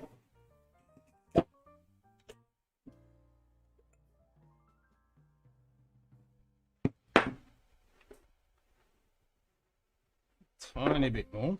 Thought as much.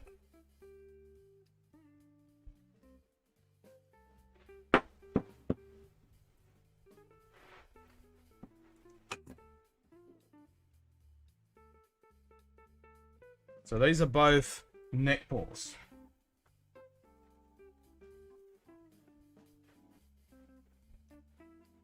So this is lighter and crisper. So this is the 8. This is more richer, thicker. Bit of toast.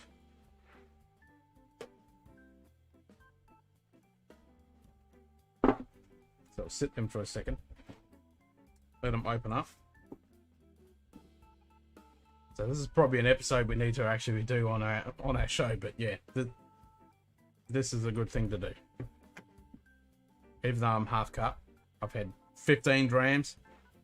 I still think, I mean, shit. Look at the color. I mean, this is DRJ, so they are going to be colored. But the 16 compared to the 8, that is night and day when it comes to the color. I don't know whether you can, yeah, you can see that on camera. I mean, this is freaking, you haven't drank anything during the day and you're going for a piss and you're going, oh shit, I'm about to go to hospital. Whereas this is like, yeah, I'm good. That's a night and day. So whether they've added E150 at all to the 8-year-olds, I mean, DRJ loves adding E150 to everything under the freaking sun. So that's not really a good thing, but still, that is pretty different.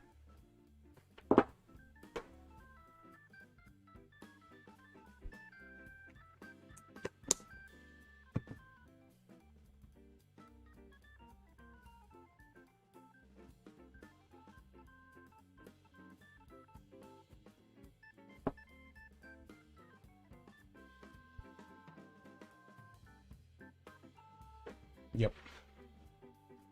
So this is toasty. This is more fresh.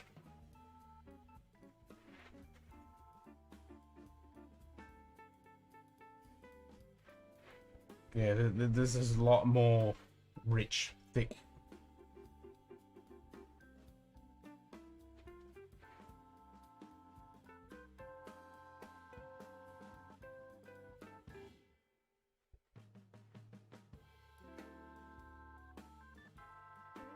But the ABV comes through a little bit more on the edge on the 8, which is, you know, it is 48. This is only 43. But this, on the nose, this comes across as more adult, more mature. This is like an upstart bloody teenager.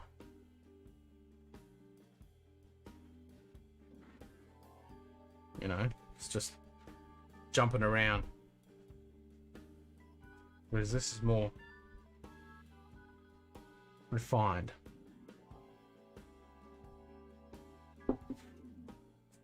It's gonna be funny to watch this the next day. And this is like the young upstart. It really is. It's more brash. it's sharp in its notes. I mean, I think this has got a lot more of the sherry cask influence, obviously. Double their maturation. Yeah, this just smells a hell of a lot better. Alright, okay, so here's the question. How do I go about this sipping it? Do I sip the 8, then take a mouthful of water, let it settle? Or do the vice versa? 16, water, then the 8. Which one do I go first?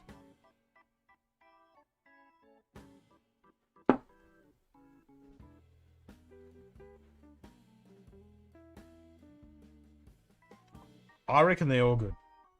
Like, 3 down in the bottom of Isla, they all have their characteristics, and they're all great. I love all 3 of them. It's always going to be my Desert Island whiskey, but between the 3 of them, minus the Desert Island, if I had to pick out of the 3 of them, it changes between every 5 minutes. I mean, I love all 3 of them. Lafroig I love, Ardbeg I love, Lagavulin I love. They're just, I want all 3. Don't make me pick. It's like picking your favourite children. I do not want to pick them. They're all great. That's what I think. So, we're going to go to the 8, have some water, let it sit, and then go to the 16. Big sucker bear. Let's go.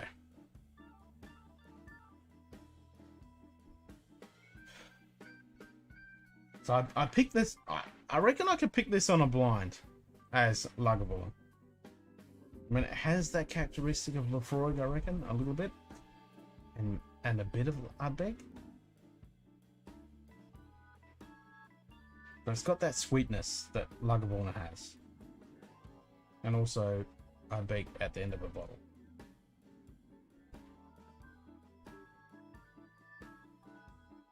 Yeah, you just got to have them. And they're so great to explore. When it comes to a little bit more in the high end range, when it comes to those 3, I would say Ardbeg Uigeadail, Lafroig Law, and then the Lagavulin 12-year-old distillers. No, just Lag 12, because that's cask strength. Should we say ABV on the 12? I think it's 50 something.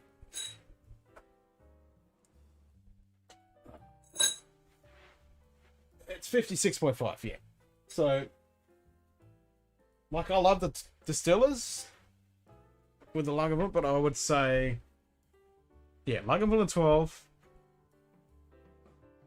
Ardbeg Uigeadail, and Lafroig Law. That would be, for me,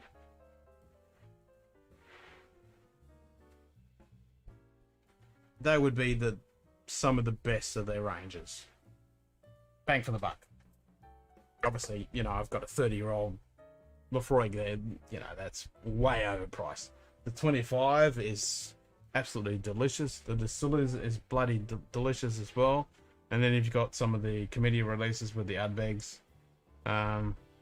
But I always go back to the Uigeadail. That's just freaking delicious. Alright, let's do it. I'll have a mouthful before each one as well. Okay. Lagavulin 8. Spiky. It's quite spiky on the nose, which you'd expect on an 8-year-old. But it's really toned down, which is surprising. You would expect on a peated whiskey, the 8 young expression would be big on the peat, but it doesn't come across.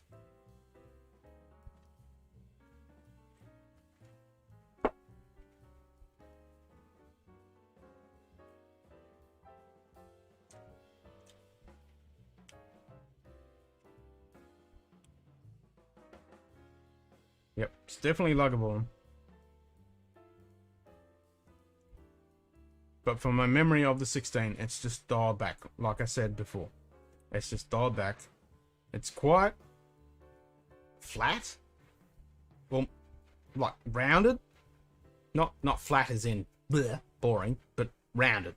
It doesn't have that kind of lift that you get there at the end with a Lagavulin 16. And it's got like a cherry finish as well. I got the Wee Beastie. I've heard mixed reviews on the Wee Beastie. I think from what I've heard, I'd prefer the Ardbeg 10. Because the price of the Wee Beastie and the Ardbeg 10 are so similar. I think I'll just go with the Ardbeg 10.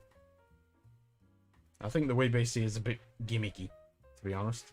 Which Ardbeg has been criticised about. They're bringing out a lot of stuff that's a little bit gimmicky.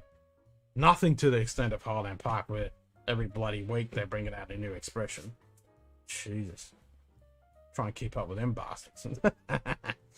They do great stuff, but they need to dial it back. The finish is very short from the 8. Alright, so water after.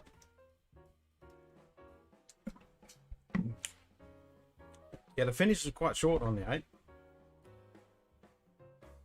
Yeah, I'm tending with you, Nodge. I don't even have to try this one because I know this so well that this is more richer and complex. This is kind of meh.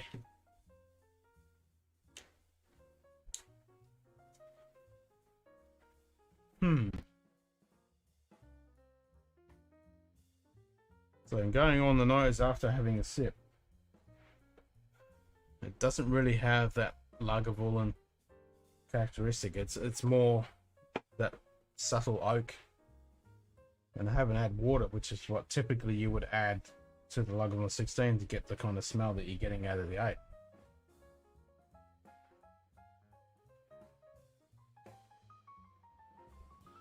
It's got that kind of younger spirit smell.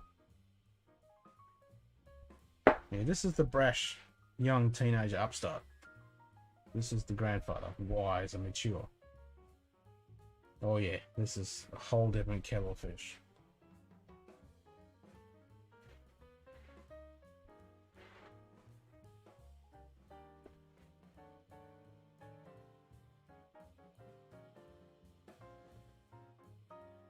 Yep, this is just a lot more pleasant on the nose.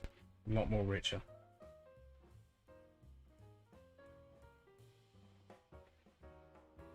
Even after having 15-16 drams with a fan blown in my face.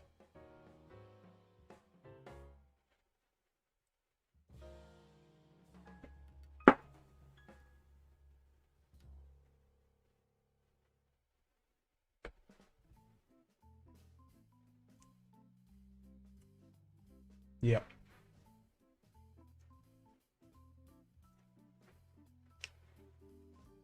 A lot more interesting.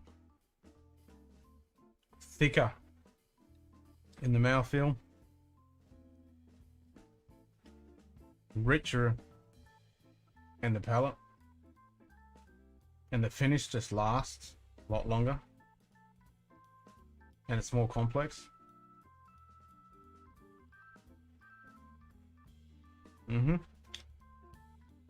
I would definitely give the 16 much better over there so far.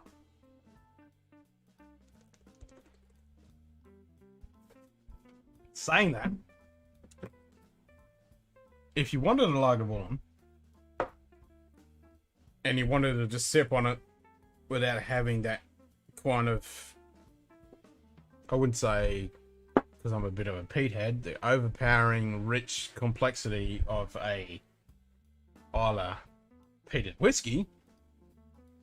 You know, if I said that to Carly, my missus, she would go, Pete, doesn't want to touch it with a barge pole. So for someone who's not really a peat head, this would be too much. But this is a lot more lighter and subtle. So for someone who's gone beyond some of the lighter peat expressions like the Admiral Legacy or Vendrite Curiositas or an Oc 12, you know, any of those kind of Highland slightly peated, this might be a good entry.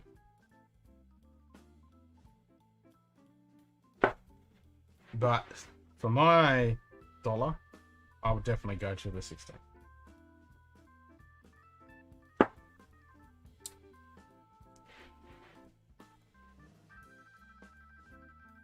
Both good, but depends on what you want out of your glass.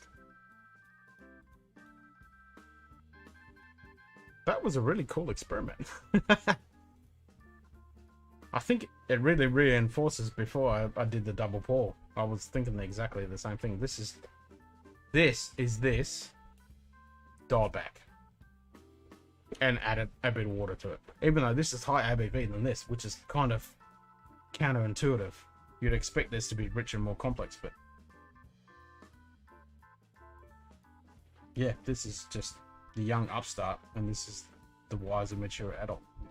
That's what I like. Lagavulin 16 is always called the grandfather of Islay, and it is, comparing it to the young upstart. Yep. I think all three of us need to do this comparison because this is quite interesting. It really is.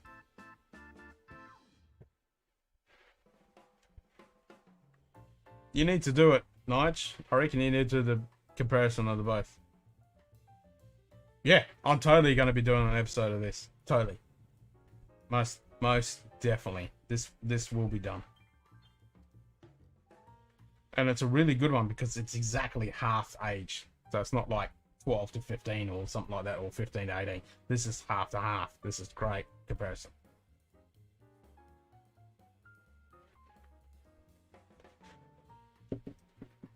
It's quite interesting actually. And having, like, I'm not going to touch that anymore. We'll leave this exactly with the first little bit taken out of the neck, so these are exactly the same. Well, there's a little bit of the 16 I need to smidge out because I already had a sip of this, but yeah, I'll get to exactly the same level, so when we pour them they'll be exactly the same.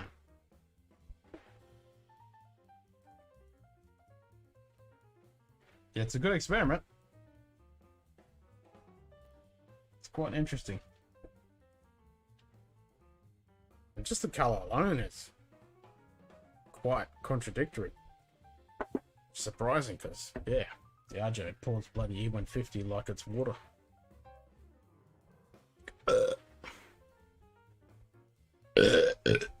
That's better.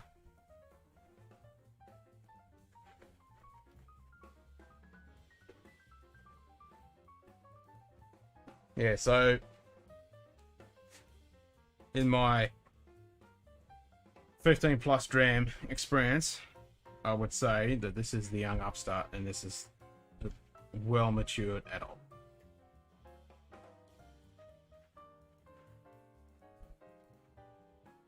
I mean, they're both iconically on the nose, Lagavulin.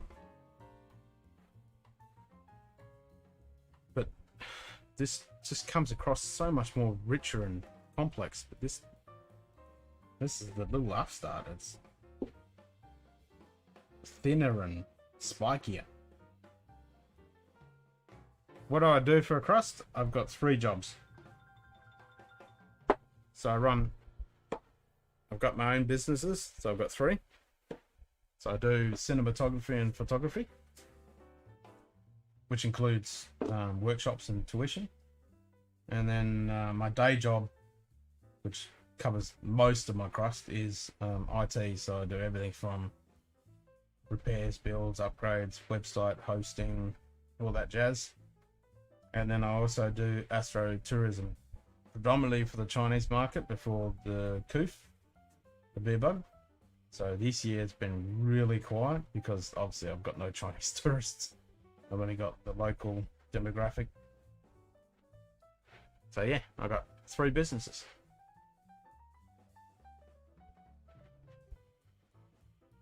which keeps me nice and busy. Actually, I didn't even find out what your job was because I couldn't even pronounce it. It's like assayer, or I think it's assessor.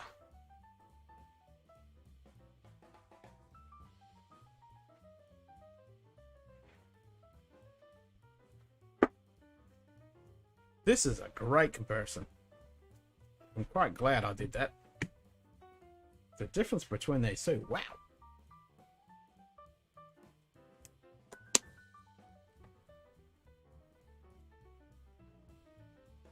Oh yeah, love me lightning chasing. Storm chasing, love it.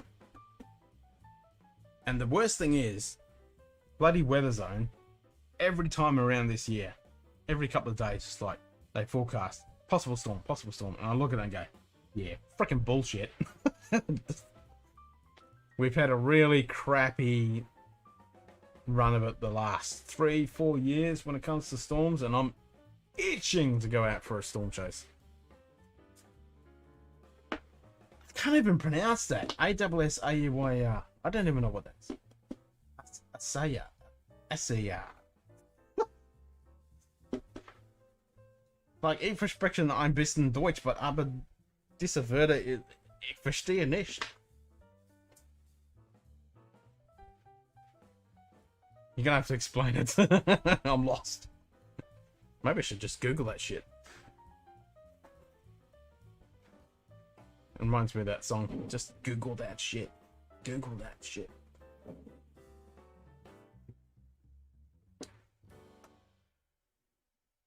I have no idea what that is. And it's probably going to be a blonde. And I'll look at it and go, oh, I know what that is. No.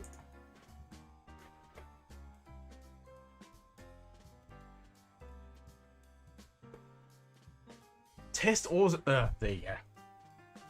So it's like an assessor. But yeah. Okay, so which company are you working for? Yes, as soon as I read the description, I just typed in and it comes an assessor test on ores and minerals. Yeah, bing, I know exactly what that is.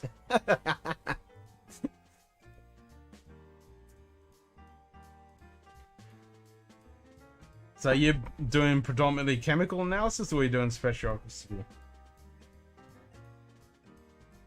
Or should I say spectrographic? Or are you doing a combination of both? Depending on which company you're working for, what they're actually calling for. So you're working for, like, mining or exploration, or elaborate?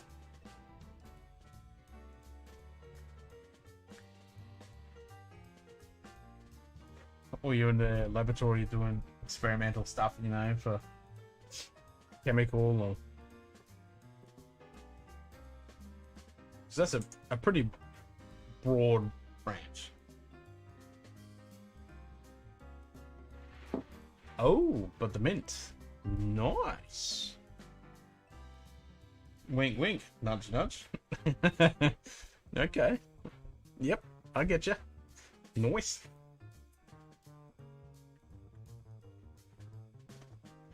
So you get to play with the more elaborate materials. That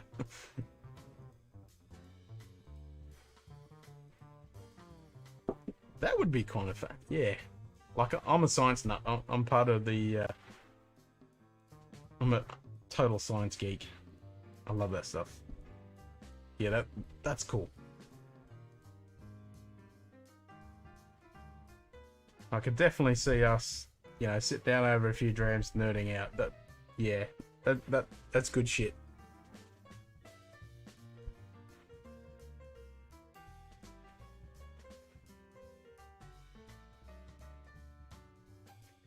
I don't know which one I want to have. Alright, I'll just smash this 8.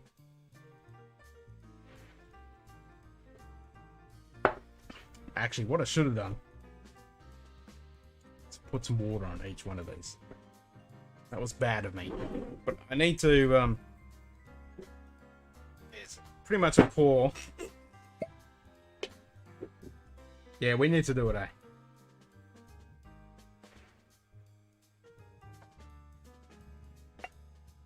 Well, I can't see myself being down there anytime soon, but I will be down there in November because I'm going to go watch Gunners. I've got my ticket for Gunners.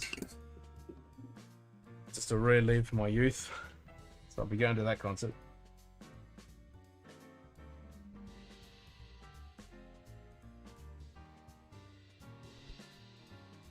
So you're doing it in a night shift. That's kind of interesting. So you got a whole team of guys that you're doing the stuff? You going for the Udbeg? Which Udbeg? The 10?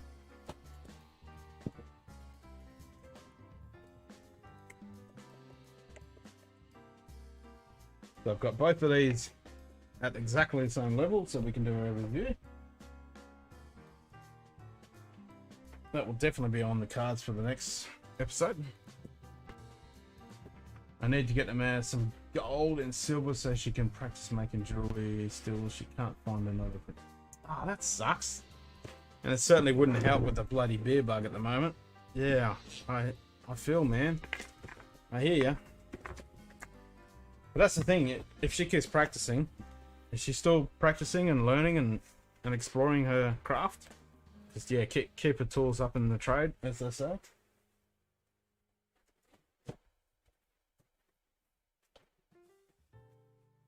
Most definitely.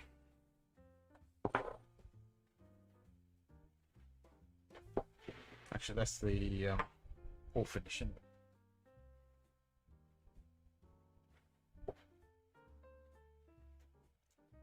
Yeah, I need to resolder that bloody joint.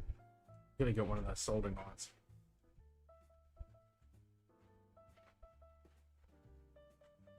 Like USB ones. I've got soldering irons, but gotta get one of those USB ones. They're freaking awesome. Yep. I know a guy up here that she could definitely learn a lot from. One of my clients up here is a jeweler. He makes some bloody great stuff. Love watching him doing his craft.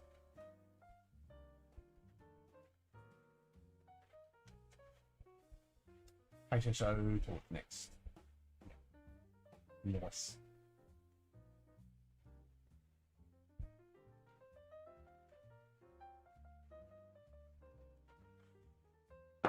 Like one of our followers, he's over east and he does gem cutting.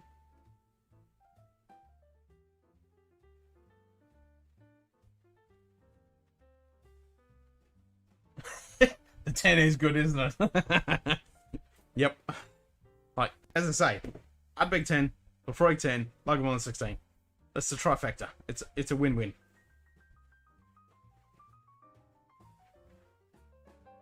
Just those 3 distilleries down the bottom of my island, they are so iconic. Yeah, so he does gem cutting. And I remember when I was a young lad, my man did a bit of opal cutting. And I was watching some of his episodes. Like, he's got a pretty good channel with his gemstone cutting. And I could so see myself getting addicted to that. Cutting gemstones. Oh my god. Just get one of those. I looked at the tools, like the cutter, looked at the really fancy ones with the digital shit, and then yeah, I could see myself so getting addicted to that. It'd be so much fun. Like I love me a good precious quartz, you know, good gemstone, and just been able to sit there and cut it. Yeah. Just been able to produce like all those facets and pavilions and all the different designs and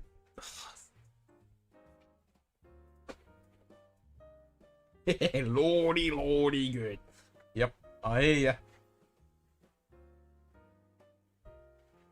Have you watched the episode where we compared the neck paw to a dead bottle?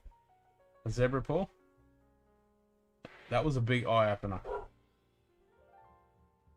Amount of difference you get between an empty bottle to a fresh one. Holy shit. It changes so much. And it makes sense because, you know, you got that so much oxidization that's occurring in that bottle.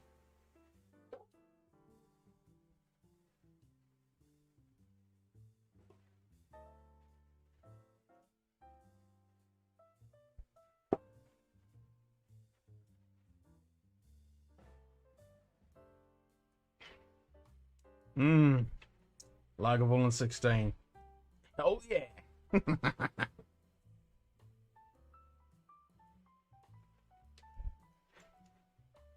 Yep, you've got to get yourself some Ugadale.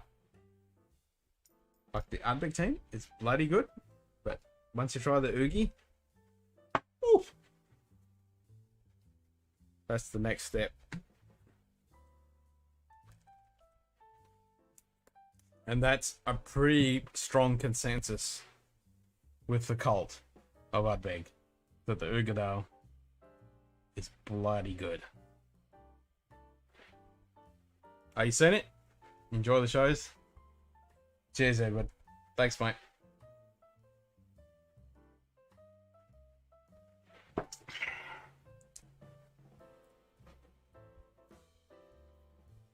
Yeah, we aim to please. Sold. Yeah, definitely. Ugadale, man. Oh my god. Such a little, unassuming little bottle. Look at it. It's unassuming compared to the 10. But the contents of this bugger. Oof. Actually, I can't even remember how much it is at the moment, but oh, this stuff is so delicious.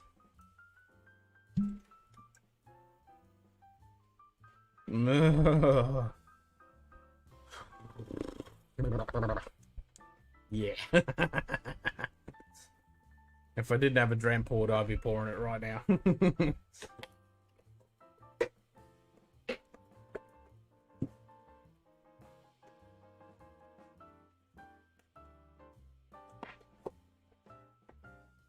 I need to find out.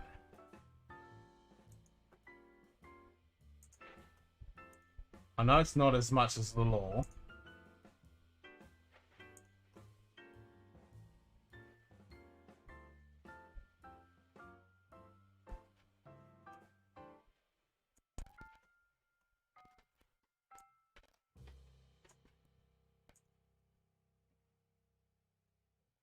Ardbeg. Oogie. Nom nom nom nom nom. Advance. It is loading. Out of stock. Yeah, no shit. It's not what I want. I want a price. Give me a price. Vintage sellers. That'll do. No, that's bloody got imported in. It's not what we want. Come on. You're gonna tell me it's out of stock in Australia. Amazon's got it.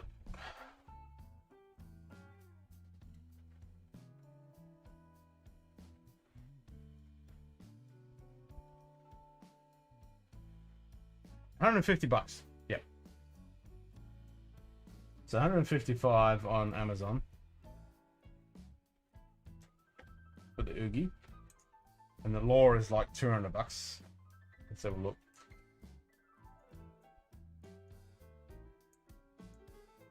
I would say, I mean, I can't pit other than the Desert Island whiskey. As I said before, I'll change every 5 minutes comparing Ardbeg, Lafroig, and Lagavulin. They're just all bloody good drams. It's just staple releases.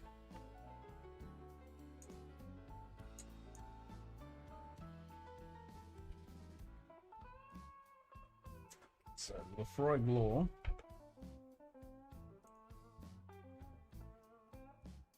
Look at Dan's. Out of stock. You suck. Master of Vinny Cellars, Whiskey Base, blah blah blah, blah blah blah. Just give me a price, that's all I want.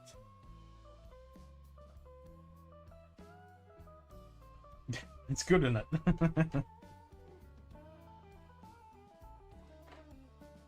That's pretty safe.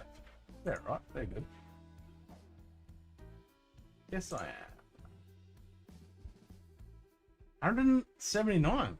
Well, that's actually a little bit cheaper. So when I bought it was $200. And I bought a bottle for the whiskey club, and I bought a bottle for myself, and that was $200. So they've dropped a bit. So there you go. So you're looking at, for the next step up, or let's say, depending on which version of the Luggable 12 you're actually looking at.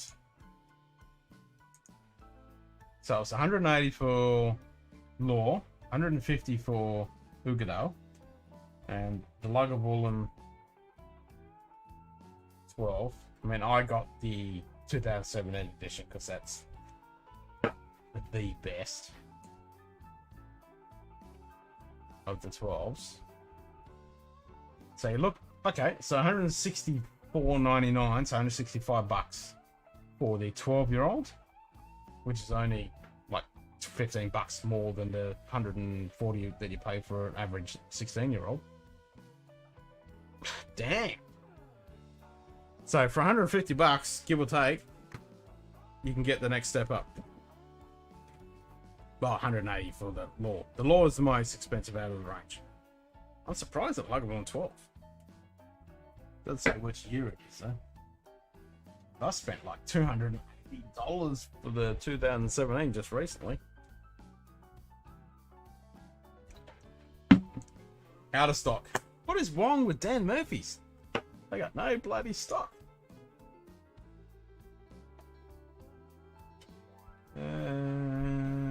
Let's have a look. My bottle shop. Luggable 12. Yeah, typical. There you go. 199 on my bottle shop for Luggable 12. That's what I would expect.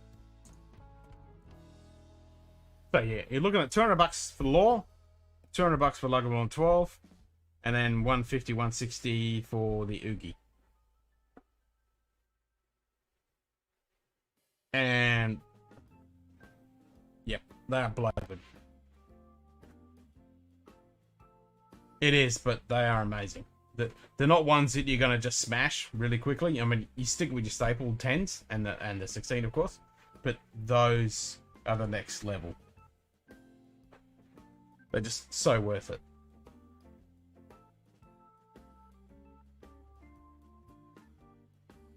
Because the Luggable 12 is just the 16 but cranked up, and the Ugadal is just a lot more richer and complex, and the Law is just stepped up again for the normal 10. But saying that, I haven't had the cast strength with the 10, which is, a lot of people say, is almost a completely different, almost distillery experience. It's a unique bottling, which I'm really keen to get my freaking hands on, but trying to get it in Australia.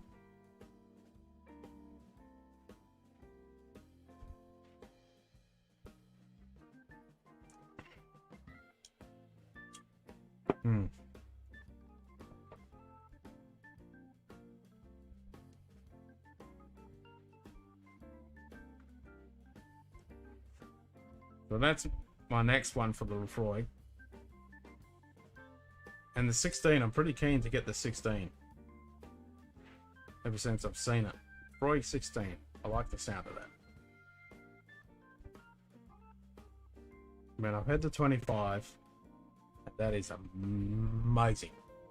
But it's a completely different kettle of fish when it comes to what you expect from Lefroy Peat.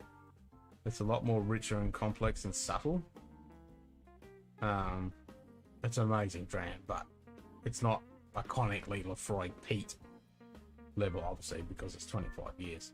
And the 13, I haven't touched that yet, so don't know what that's going to be like.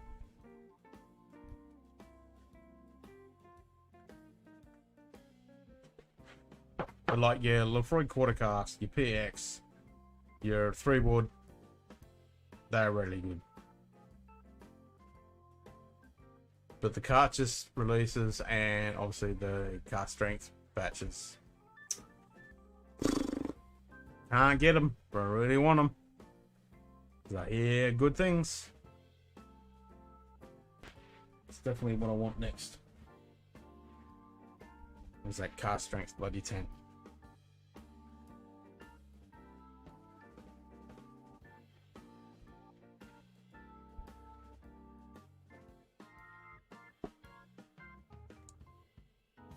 And I've heard like the 19-year-old ad bag is good, but it's not worth it. It's not worth the coin. And I think I'd have to agree. I haven't tried it, but I would just go there again. Like one of the all-round bang for the buck ad bag experiences, the Ugadal is one of those ones. Got the quarter cast and I tried it. Oh, you haven't tried it? You're in for a treat. The quarter cast is pretty damn good. When Nigel's got a bottle, I've smashed my bottle of the old labeling pretty damn quickly. It's quite tasty.